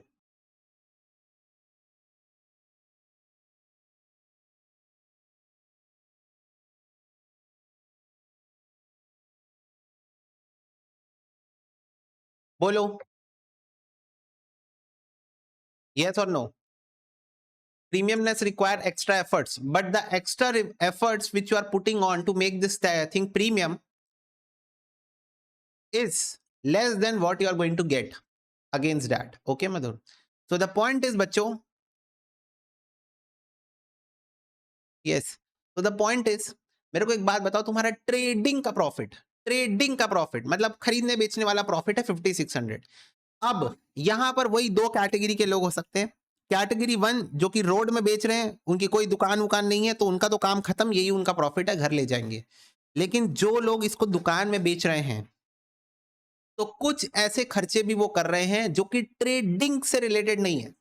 अगेन मेरे को एक बात बताओ, क्या तुम उसी कंक्लूजन में पहुंच पा रहे हो जिसमें मैं पहुंच पा रहा हूं कि आम बेचने के लिए दुकान की जरूरत नहीं है, रोड में भी बेचा जा सकता है, दुकान में भी बेचा जा सकता है ना? तो आम बेचने के लिए जरूर नहीं दुकान की जरूरत, लेकिन अब वो आपकी मर्जी है, आपकी मर्जी है, आप चाहो तो दुकान ले लो रेंट में और बेचो अपना आम शॉप के थ्रू। तो बच्चों आपका सिर्फ ट्रेडिंग का प्रॉफिट, चाहे आप रोड में बेचो चाहे आप दुकान में बेचो, ये है। ठीक है, जो रोड में बेच रहा है उसका काम यहां पर खत्म। लेकिन अगर कोई ऐसा पर्सन है जो दुकान खोल के रखा है आम की, और वहां वो रेंट इलेक्ट्रिसिटी वर्कर सब रखा हुआ है, तो उसके और भी खर्चे हो रहे होंगे, तो आपका उसका उस बंदे का ये फाइनल प्रॉफिट नहीं है, उसके अभी और भी खर्चे होंगे। क्या खर्चे होंगे? उसका खर्चा लगेगा रेंट, मान लो 1000 रुपए महीने का, मान लो इलेक्ट्रिसिटी लग जाती होगी 300 रुपए, मान लो वर्कर को उसको देना पड़ता होगा 300 रुपए, और भी कुछ मिसलिनियस खर्चे मान लो होते होंगे 500 रुपए के। ठीक है, क्योंकि दुकान खोल के रखा है, कुछ भी पानी वानी की सप्लाई, ये सब चीजें पैकिंग वैकिंग करता होगा, इसके भी खर्चे। तो अब बच्चों ये उसके और कुछ एक्स्ट्रा खर्चे होते हैं जो कि ट्रेडिंग से रिलेटेड तो नहीं है। ठीक है, ये खर्चे उसके ट्रेडिंग से रिलेटेड तो नहीं है। ट्रेडिंग वाले खर्चे हमने ले लिए जो लेने थे, परचेज कैरियज जो लेने थे हमने ले लिए। अब ये ना वो तामझाम कर रहा है, दुकान खोल के रखा है, तो कुछ उसको एक्स्ट्रा खर्चे हो रहे हैं टू शो द प्रीमियमनेस। हो सकता है इसके लिए वो अपनी सेल्स ज्यादा चार्ज करे, but that's not the point right now. Right now I am saying कि एक बंदा जो दुकान खोल के रखा है वो कुछ एक्स्ट्रा खर्चे भी कर रहा होगा which is not related to trading. तो ये भी खर्चे उसको अकाउंट फॉर करेगा, और अगर ये इन खर्चों को माइनस कर देगा, -1000 -600 -500, तो अब जो उसका प्रॉफिट आ रहा है बच्चों, वो आ रहा है 3500। अब जो उसका प्रॉफिट आ रहा है वो आ रहा है क्या? 3500। 3500।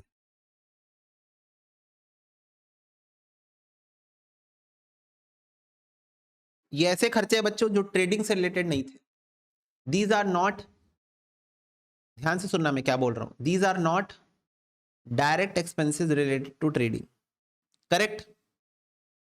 एक बार मुझे बता दो, क्या ये खर्चे ट्रेडिंग से डायरेक्टली रिलेटेड हैं? क्या ये खर्चे ट्रेडिंग से डायरेक्टली रिलेटेड है? Answer is no. नो, क्योंकि अगर डायरेक्टली रिलेटेड होते तो अगर आप ये खर्चे नहीं करो तो आपका प्रॉफिट इंपैक्ट होना चाहिए, जो कि नहीं हुआ है, कि नहीं हुआ है। आप रोड में भी बेचोगे तो आप 5600 कमाओगे, दुकान में भी बेचोगे तो 5600 ही कमाओगे। तो ये डायरेक्ट एक्सपेंसेस आपके नहीं है, ये आपके इनडायरेक्ट एक्सपेंसेस हैं। कौन से एक्सपेंसेस हैं? इनडायरेक्ट एक्सपेंसेस हैं। एंड इसीलिए बच्चों आपके जो इनडायरेक्ट एक्सपेंसेस होते हैं which is not related to trading, which is not related to trading, जो आपके इनडायरेक्ट एक्सपेंसेस होते हैं, इनडायरेक्ट एक्सपेंसेस होते हैं, वो खर्चे आपके ट्रेडिंग अकाउंट में नहीं आते, वो खर्चे आपके इसके बाद वाले अकाउंट में आते हैं, जिसको हम बोलते हैं प्रॉफिट एंड लॉस अकाउंट। कौन सा अकाउंट बोलते हैं? Profit and loss account. Profit and loss account में आते हैं। ट्रेडिंग अकाउंट से आपका प्रॉफिट निकलता है जो आप गुड्स बेच के कमाते हो। फिर प्रॉफिट एंड लॉस अकाउंट में आपका वो प्रॉफिट निकलता है जो आप नेट नेट में कमाते हो, सारे खर्चे माइनस करने के बाद। तो ट्रेडिंग अकाउंट के बाद बच्चों जो नेक्स्ट अकाउंट आपका बनता है वो बनता है प्रॉफिट एंड लॉस अकाउंट। इसके अंदर वो अगेन सेम बनता है वैसे ही, पर्टिकुलर अमाउंट, पर्टिकुलर अमाउंट।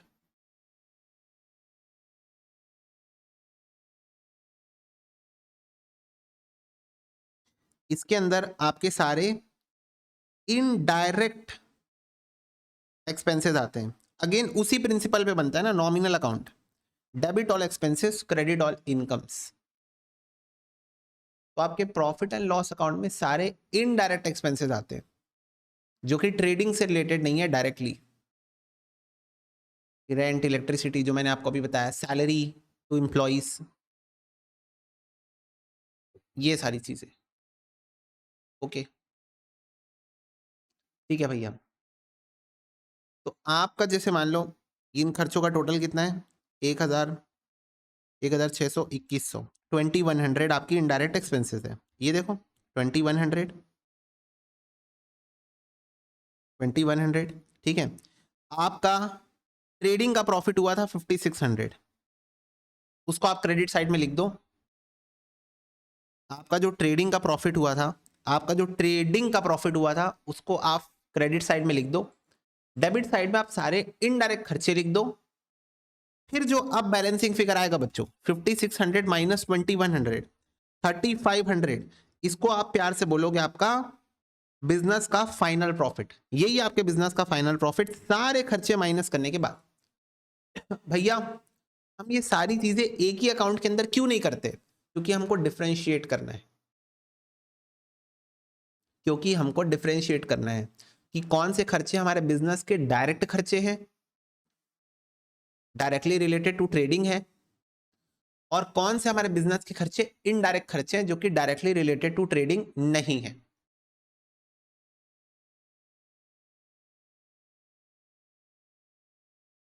आ रही बात समझ में? बोलो।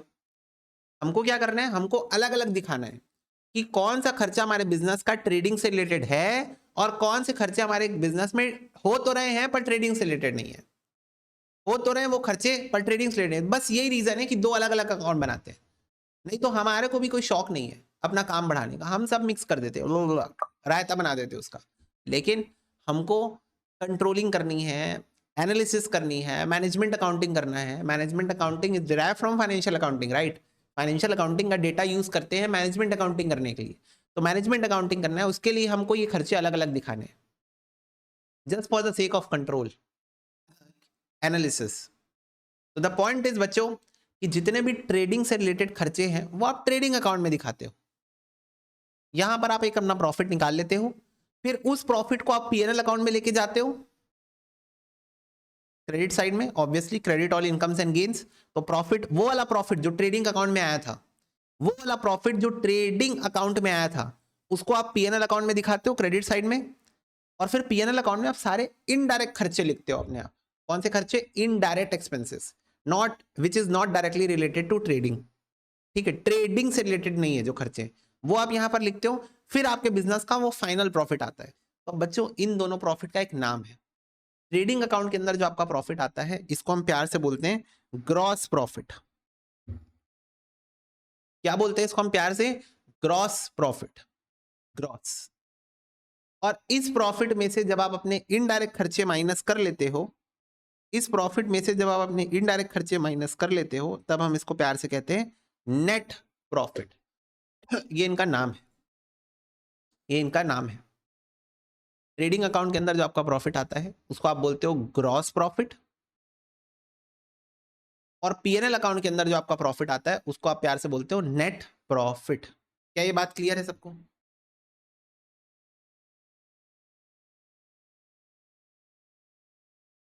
फटाफट से बताओ बच्चों, क्या ये बात सबको क्लियर है?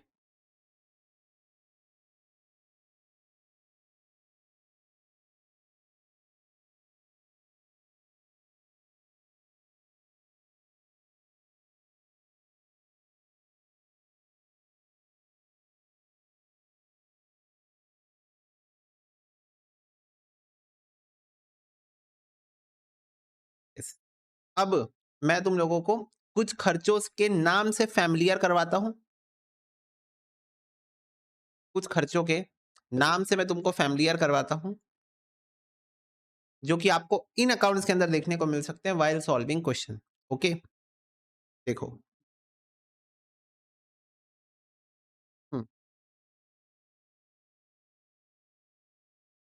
इंडिकेट करो where the following items will be shown in the various components of trading account and P and L account. तो आपको बताना है कि ये जो खर्चे नीचे लिखे हुए हैं, ये ट्रेडिंग अकाउंट के अंदर आते हैं या पी&एल अकाउंट के अंदर आते हैं।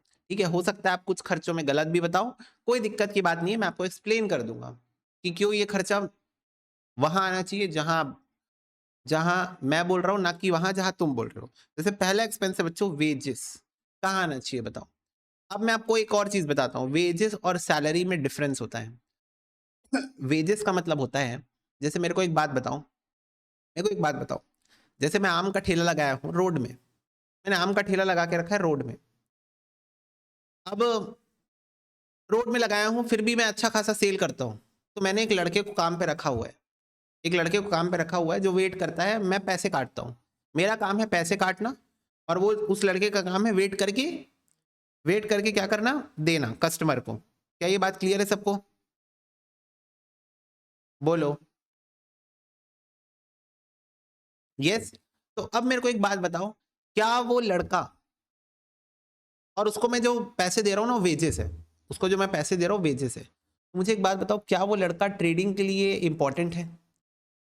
फटाफट से बताओ, क्योंकि मैं अकेले मैनेज नहीं कर पा रहा हूँ ना। तो क्या वो लड़का ट्रेडिंग के लिए इंपॉर्टेंट है? मतलब वो ऑफिस वाला वर्क नहीं कर रहा है, वो लेबर वाला वर्क कर रहा है। डिफरेंस समझो। वेजेस हम उस व्यक्ति को देते हैं, वेजेस वर्ड का मतलब होता है जो हम लेबर को देते हैं, जो कुछ फिजिकल एक्टिविटी कर रहा होता है। इस डिफरेंस को समझो बच्चों, तभी आप इस चीज को रिलेट कर पाओगे। वेजेस हम उस व्यक्ति को देते हैं जो फिजिकल वर्क कर रहा होता है, सैलरी हम उस व्यक्ति को देते हैं जो इंटेलेक्चुअल वर्क कर रहा होता है। सीए, सीएमए, इन लोगों को हम सैलरी देते हैं, और फिजिकल वर्क करने वालों को हम क्या देते हैं, वेजेस देते हैं, वेजेस। तो ये डिफरेंस है दोनों में। ओके।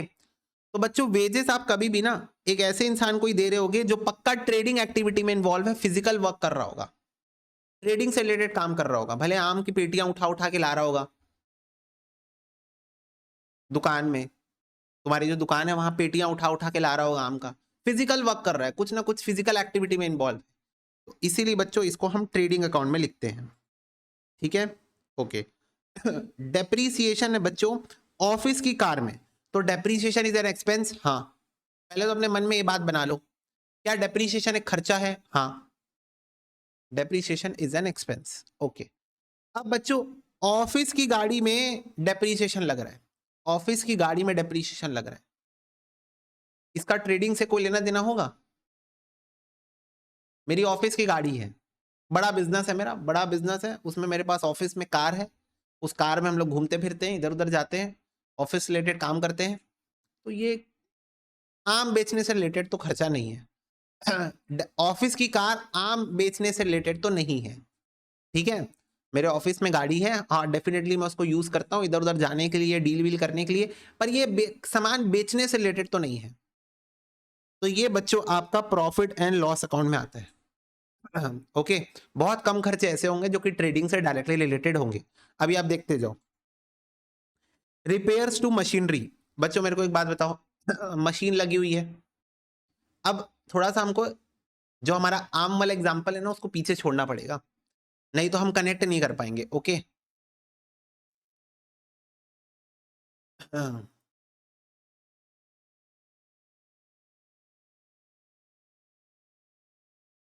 ओके, सुनो।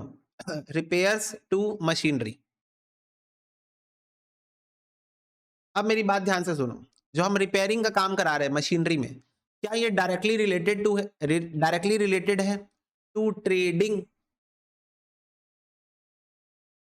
तो कुछ बच्चे बोल रहे हैं यस, कुछ बच्चे बोल रहे हैं नो। क्या रीजन है? एम्बिग्यूटी आ रही है इस पॉइंट पे, क्या रीजन है?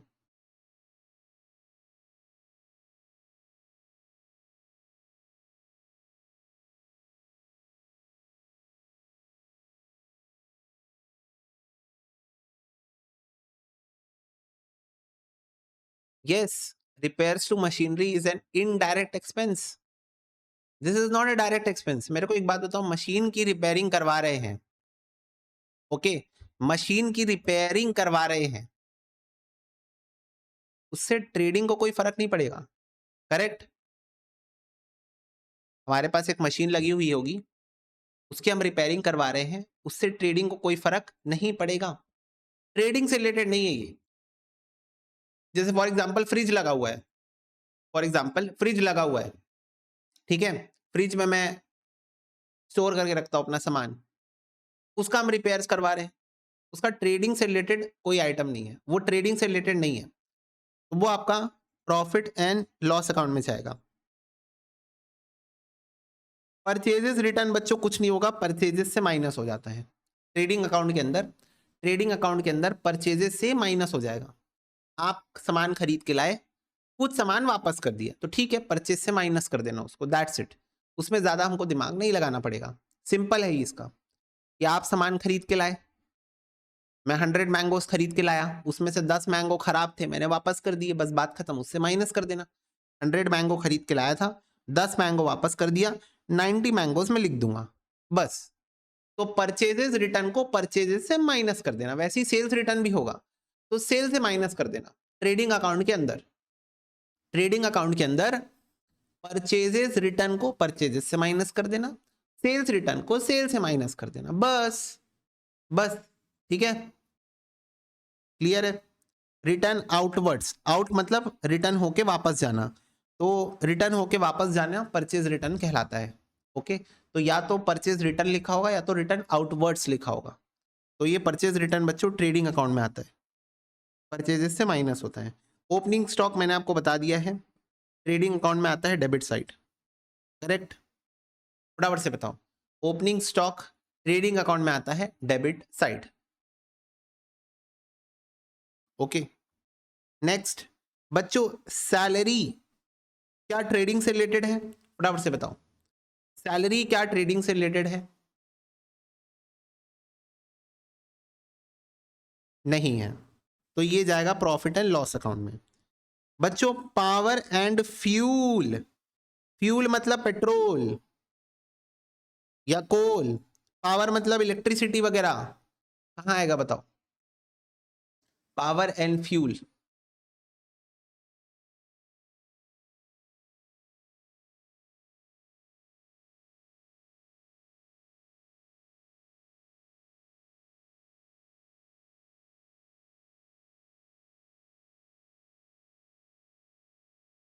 ट्रेडिंग अकाउंट में, यस, पावर एंड फ्यूल बच्चों ट्रेडिंग अकाउंट में आएगा। भैया कैसे? भैया कैसे? बच्चों पावर एंड फ्यूल, आप अगर अब मान लो अपनी गाड़ी चला रहे हो, आपकी खुद की गाड़ी है, समझो पावर एंड फ्यूल यूज कहाँ होता है?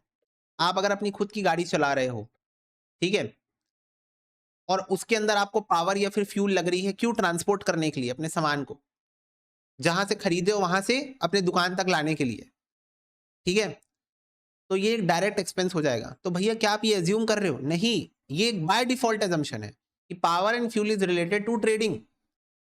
और क्यों एजम्पशन है, उसका रीजन मैंने आपको बताया, आपको मैंने इस चीज का रीजन बताया कि क्यों पावर एंड फ्यूल एक डायरेक्ट एक्सपेंस है, क्यों पावर एंड फ्यूल एक डायरेक्ट एक्सपेंस है related to trading, because power and fuel it is assumed by default कि आपका जो सामान आप जहां से खरीदे हो, उससे आप उसको जहां लेके आ रहे हो, उस बीच जो आपका खर्चा हो रहा है, जो पावर लग रहा है, जो फ्यूल लग रहा है, वो है power and fuel.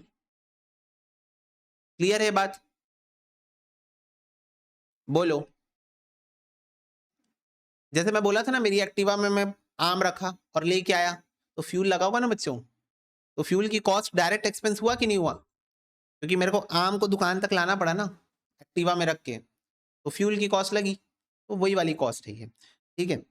Maintenance of office building, maintenance of office building, PNL account. बच्चों क्लोजिंग स्टॉक कहां आता है? Trading account, credit side.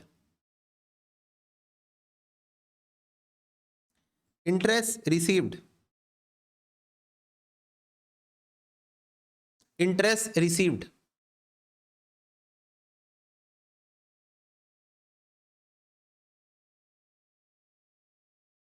अब मेरे को एक बात बताओ, इंटरेस्ट रिसीव्ड तो इनकम है, और मेरे को एक बात बताओ, क्या इंटरेस्ट रिसीव्ड मेरी ट्रेडिंग की इनकम है? सारे बच्चे फटाफट से बताओ, क्या ये मेरी ट्रेडिंग की इनकम है?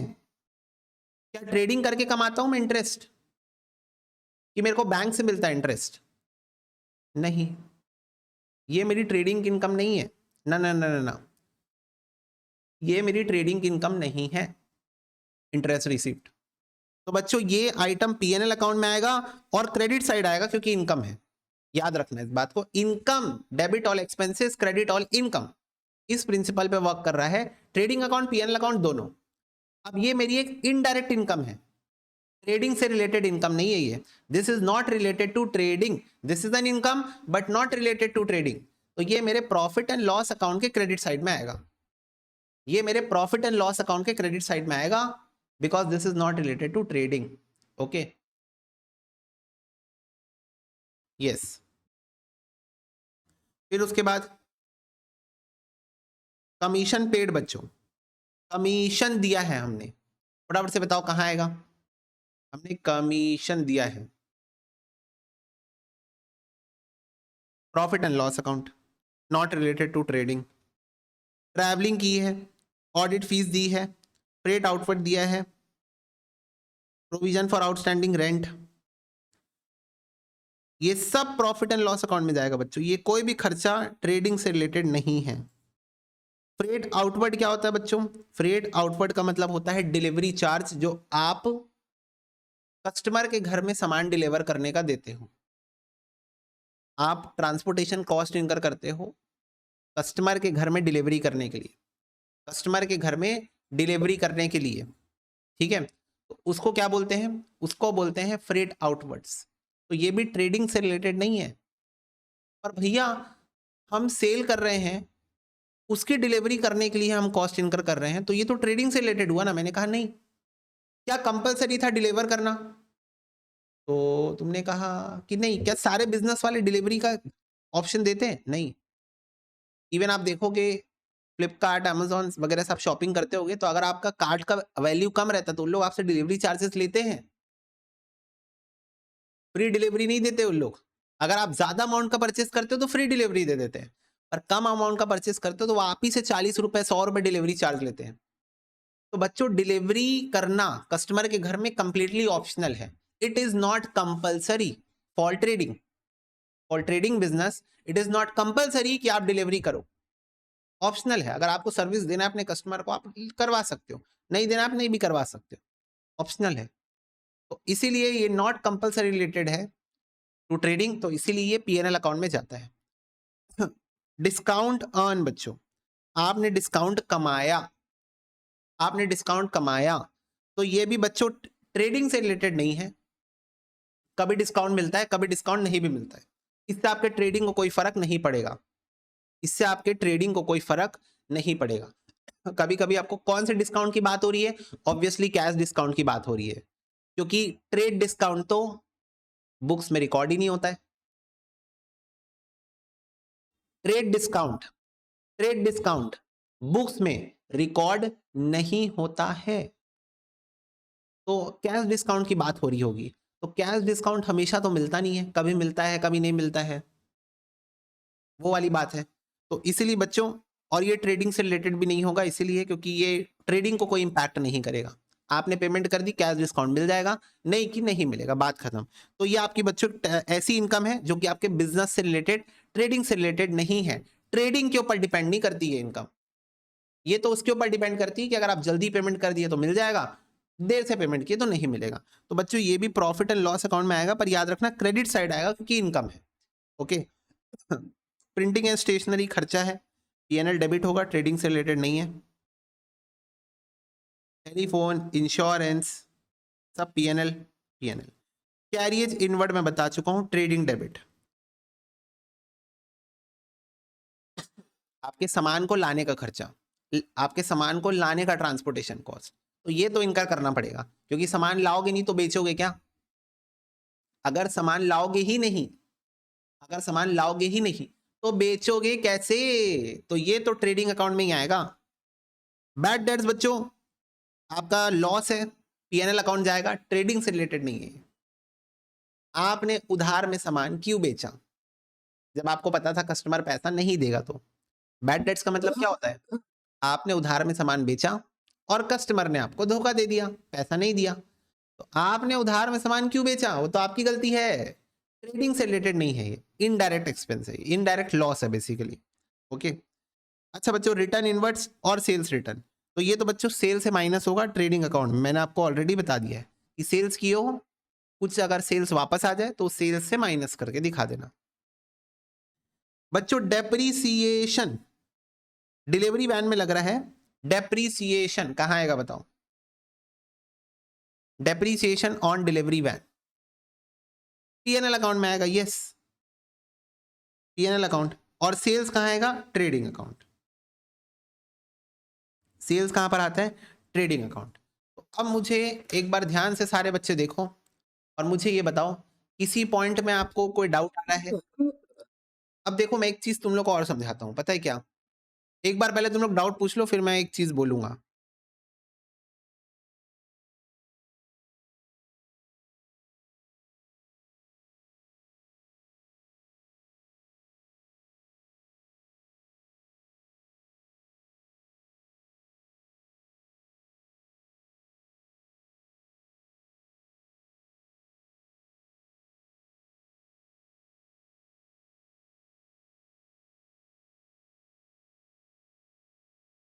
No doubt. अब मैं एक चीज बोलना चाहता हूँ, तुमको ऐसा फील हुआ होगा कहीं कहीं पर देखकर, मशीनरी, तुमको लगा होगा ट्रेडिंग बिजनेस में मशीनरी का क्या काम है?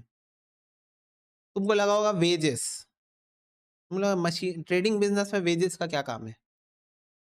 कुछ ऐसे आइटम तुमको दिखेंगे जो तुमको देख के ऐसा लगेगा यार ये तो मैन्युफैक्चरिंग बिजनेस के आइटम्स लग रहे हैं देखने से, ये तो मैन्युफैक्चरिंग बिजनेस के आइटम लग रहे हैं, ये ट्रेडिंग में कैसे आ रहा है? ये सब आइटम ट्रेडिंग में कैसे आ रहा है? दूसरी बात, दूसरी बात, पावर एंड फ्यूल को तो भैया आपने ले लिया ट्रेडिंग अकाउंट में, पावर एंड फ्यूल को तो आपने ट्रेडिंग अकाउंट में ले लिया, ठीक है, समझ गए हम आपकी बात। मशीनरी को रिपेयर्स नहीं कराओगे, अगर भैया मशीनरी को रिपेयर्स अगर नहीं कराओगे और मशीनरी अगर ट्रेडिंग से रिलेटेड है डायरेक्टली, तो आपकी मशीन खराब हो जाएगी, आपकी ट्रेडिंग उससे इंपैक्ट हो जाएगी। ऐसा लॉजिक लगा के तुम उसको चाहोगे ट्रेडिंग अकाउंट में लेना? ऐसा लॉजिक लगा के तुम उसको चाहोगे ट्रेडिंग अकाउंट में लेना? तो बच्चों एक बार मैं आपको क्लियर कर देना चाहता हूं कि आपको सोचना कैसे है। नहीं तो अगर आप ऐसे सोचोगे ना, तो आप हर आइटम के लिए अपने आप को कन्विंस कर लोगे कि ये भी ट्रेडिंग में ले लो, ये भी ट्रेडिंग में ले लो, ये भी ट्रेडिंग में ले लो। आप उसको हर आइटम के लिए अपने आप को कन्विंस कर लोगे। मैं बता रहा हूँ जेन्युइनली ऐसा होगा कि हर आइटम को आप कुछ ना कुछ बोल के जस्टिफाई करोगे और बोलोगे मैं इसको भी ट्रेडिंग में ले लेता हूँ, इसको भी ट्रेडिंग में ले लेता हूँ। तो इसका एक सिंपल आइडेंटिफिकेशन बच्चों ये है कि आपके आपके जो गुड्स आप बेचने के लिए ला रहे हो, जो आप परचेजेस कर रहे हो for the purpose of sale, जो भी परचेजेस कर रहे हो for the purpose of sale, उससे रिलेटेड जो भी खर्चे होंगे उससे रिलेटेड जो भी खर्चे होंगे, all the expenses related to bringing the item which you want to sell, जो आइटम आप बेचना चाहते हो उस आइटम को आपके दुकान तक लाना, सही सलामत लाना, उससे रिलेटेड जो भी खर्चा होगा वही सिर्फ ट्रेडिंग अकाउंट में आता है। ये सिंपल सी बात है। तो अब जब आप सोचोगे रिपेयर्स टू मशीनरी, तो मुझे एक बात बताओ, मशीनरी की रिपेयर्स क्या उस आइटम को तुम्हारे दुकान तक लाने में सही सलामत कोई हेल्प की होगी? डाउट से बताओ, की होगी क्या? नहीं की होगी। पर अब आप सोचो वेजेस, वेजेस क्या है? वेजेस तो हमारे दुकान का वो लड़का है जो सामान बेच रहा है, इसके बिना तो सामान बिक ही नहीं पाएगा। Wages is a direct expense. Wages is a direct expense related to trading, क्योंकि हमारे दुकान का ये वो लड़का है जो सामान बेचने का काम कर रहा है। क्या ये बात सबको समझ में आ रही है? बोलो। ये हमारे दुकान का वो लड़का है जो कि सामान बेचने में हमारी हेल्प कर रहा है।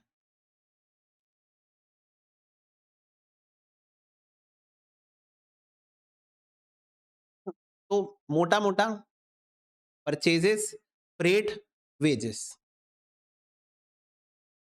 यही 3 खर्चे ट्रेडिंग अकाउंट में आते हैं बस, और कोई खर्चे नहीं आते। कोई भी खर्चा नहीं आता, कुछ भी नहीं आता। Power and fuel, purchases, wages, freight, carriage, transportation cost, power and fuel, यही खर्चे बस आते हैं ट्रेडिंग अकाउंट में। Only only these expenses. कैसे आइडेंटिफाई करोगे?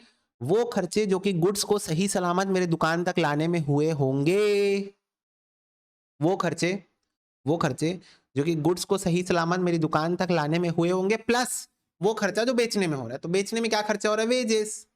बस मेरे दुकान का वो लड़का जो सामान बेचता है, मैं उसको बोलता हूँ 2 किलो आम निकाल, 5 किलो आम निकाल, 2 किलो अल्फांसो निकाल, 3 किलो बैंगन फली निकाल, 2 किलो वो आम निकाल, जो भी टाइप्स हो आम के, तोतापरी, ये वो व्हाटएवर। ओके, समझ गए? अब ये बात मैंने आपको बोल तो दी है। ओवर द टाइम बच्चों जैसे जैसे हम क्वेश्चन करेंगे, है ना, जैसे जैसे हम क्वेश्चन करेंगे मैं आपको बताते भी जाऊंगा कि देखो ये खर्चा ऐसा, देखो ये वाला खर्चा ट्रेडिंग में आ रहा है, देखो ये वाला खर्चा इसलिए पीएनएल में आ रहा है। ओके, इंटरेस्ट वाला एक बार बता दो, इंटरेस्ट वाला एग्जैक्टली मेरे को एक बात बताओ, मेरा बिजनेस आम बेचने का है, करेक्ट? इंटरेस्ट की इनकम जो हो रही है, मेरे बैंक अकाउंट में पैसा रखा हुआ है, उसमें मेरे को मिल रहा है इंटरेस्ट 3-4%, है ना? 3-4% मेरे को उसमें इंटरेस्ट मिल रहा है। तो मेरे को एक बात बताओ, क्या ये मेरे बिजनेस की इनकम है, मतलब मेरी ट्रेडिंग की इनकम है? नहीं, ये मेरी ट्रेडिंग की इनकम नहीं है। तो ट्रेडिंग अकाउंट में इनकम की तरह मैं नहीं दिखा सकता। ये मेरी एक इनडायरेक्ट इनकम है बच्चों, डायरेक्ट इनकम नहीं है ये। डायरेक्ट इनकम कौन सी इनकम होती है? जो बिजनेस से रिलेटेड होती है, ट्रेडिंग से रिलेटेड होती है। ये मेरी एक इनकम तो है, पर ये इनडायरेक्ट इनकम है। तो मेरी इनडायरेक्ट इनकम मेरी प्रॉफिट एंड लॉस अकाउंट में आएगी, क्रेडिट साइड, क्योंकि प्रॉफिट एंड लॉस अकाउंट और ट्रेडिंग अकाउंट नॉमिनल अकाउंट्स के रूल को फॉलो करते हैं। तो मैं इसको प्रॉफिट एंड लॉस अकाउंट के क्रेडिट साइड में दिखा दूंगा एज इंटरेस्ट रिसीव्ड। आई बात समझ में दिवेश? क्योंकि ये मेरी इनकम है पर इनडायरेक्ट इनकम है। तो सिंपल शब्दों में कहने का मतलब ये है कि ट्रेडिंग अकाउंट में बच्चों डेबिट साइड आते हैं डायरेक्ट एक्सपेंसेस और क्रेडिट साइड में आती है डायरेक्ट इनकम। उससे जो प्रॉफिट निकलता है उसको बोलते हैं ग्रॉस प्रॉफिट। वो ग्रॉस प्रॉफिट में ले जाके पीएनएल अकाउंट में लिख देता हूं, और फिर पीएनएल अकाउंट में आती है सारी indirect expenses debit side, indirect expenses debit side, और सारी indirect income credit side, indirect income credit side. फिर उसमें जो प्रॉफिट आता है उसको मैं कहता हूं नेट प्रॉफिट। बस।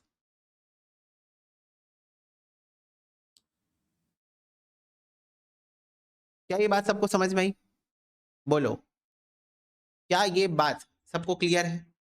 फटाफट से बताओ।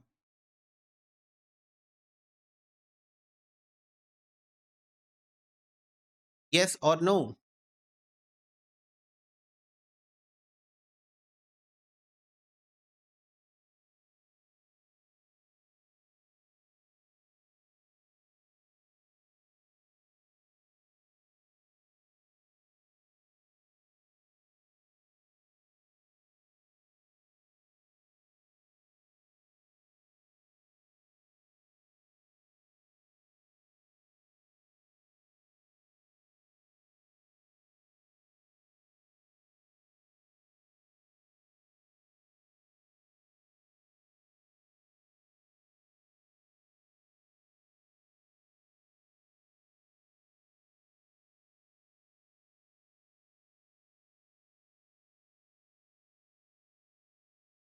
ट्रैवलिंग वाला ट्रेडिंग में नहीं आ सकता क्या? नहीं, ट्रैवलिंग एंड कन्वीनियंस आप बिजनेस से रिलेटेड ही खर्चा है, पर ट्रेडिंग से रिलेटेड नहीं है। ट्रेडिंग अकाउंट में सिर्फ ट्रेडिंग से रिलेटेड खर्चे आएंगे। आप अपने बिजनेस से ट्रैवलिंग कर रहे हो डील्स वगैरह क्रैक करने के लिए, अपने बिजनेस रिलेटेड डील साइन करने के लिए, या कोई और पर्पस होगा टैक्स पेमेंट करने के लिए, टैक्स डिपार्टमेंट जा रहे हो, what ever, bank account, bank जा रहे हो पैसा डिपॉजिट करने के लिए, तो ये सब आपके बिजनेस से रिलेटेड ही है खर्चा, बिजनेस के लिए आप ट्रैवल कर रहे हो, लेकिन ट्रेडिंग से रिलेटेड नहीं है ये। ओके, सारी बात समझ में? ट्रेडिंग से रिलेटेड नहीं है ना दिवेश, ये बिजनेस का खर्चा है पर ट्रेडिंग का खर्चा नहीं है, तो ये इनडायरेक्ट एक्सपेंसेस हुआ। आ रही बात समझ में? ये एक इनडायरेक्ट एक्सपेंस हुआ। बोलो।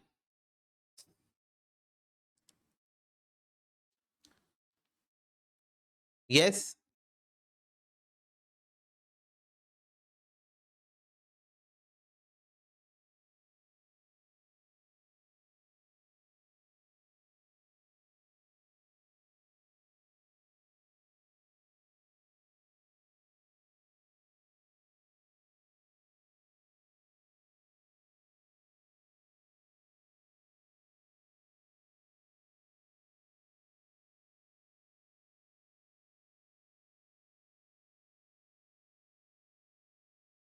ओके बच्चों, चलो, so in this class I told you about the basics of trading and profit and loss account, but from the next class I will start the question part। ठीक है, question part में next class से start करूंगा, जहां मैं आपको trading account, क्योंकि अभी मैं ऐसे सिर्फ छू के वापस नहीं लाना चाहता। ओके, अभी मैं 1 या 2 क्वेश्चन करा पाऊंगा मैक्स टू मैक्स, मजा नहीं आएगा, मेरे को एक फ्लो में आपको क्वेश्चंस कराने हैं रिलेटेड टू ट्रेडिंग अकाउंट और PNL account in one go. मैं नेक्स्ट क्लास से क्वेश्चन वाला पार्ट स्टार्ट करूंगा, बट डेफिनेटली एक बार आप लोग रिवाइज करके जरूर आना जो भी चीजें मैं आपको बताई है, क्योंकि मैंने बहुत सारे कॉन्सेप्ट आपको बताए हैं related to matching concept, related to periodicity, periodicity concept में यूज करने वाला हूं, मैचिंग, प्रूडेंस और conservatism, going concern, balance sheet बनाते टाइम, ये सारे कॉन्सेप्ट्स में यूज करने वाला हूँ, अकाउंटिंग प्रिंसिपल्स, रीजन बताने वाला हूँ। तो मैं चाहूंगा कि ये सारी चीजें आप एक बार डेफिनेटली रिवाइज करके रखो, ताकि आप कॉन्सेप्चुअल क्लैरिटी रहे, at the end of the day चीजें आपको अपने आप याद हो जाएंगी, क्योंकि इतने सारे क्वेश्चन हम कर लेंगे, बट आपको हर चीज के पीछे का रीजनिंग पता हुआ होना चाहिए। ठीक है बच्चों? यस चलो, तो आज की क्लास में बस इतना ही, मिलता है अगले सेशन में। तक God bless you, take care and bye bye.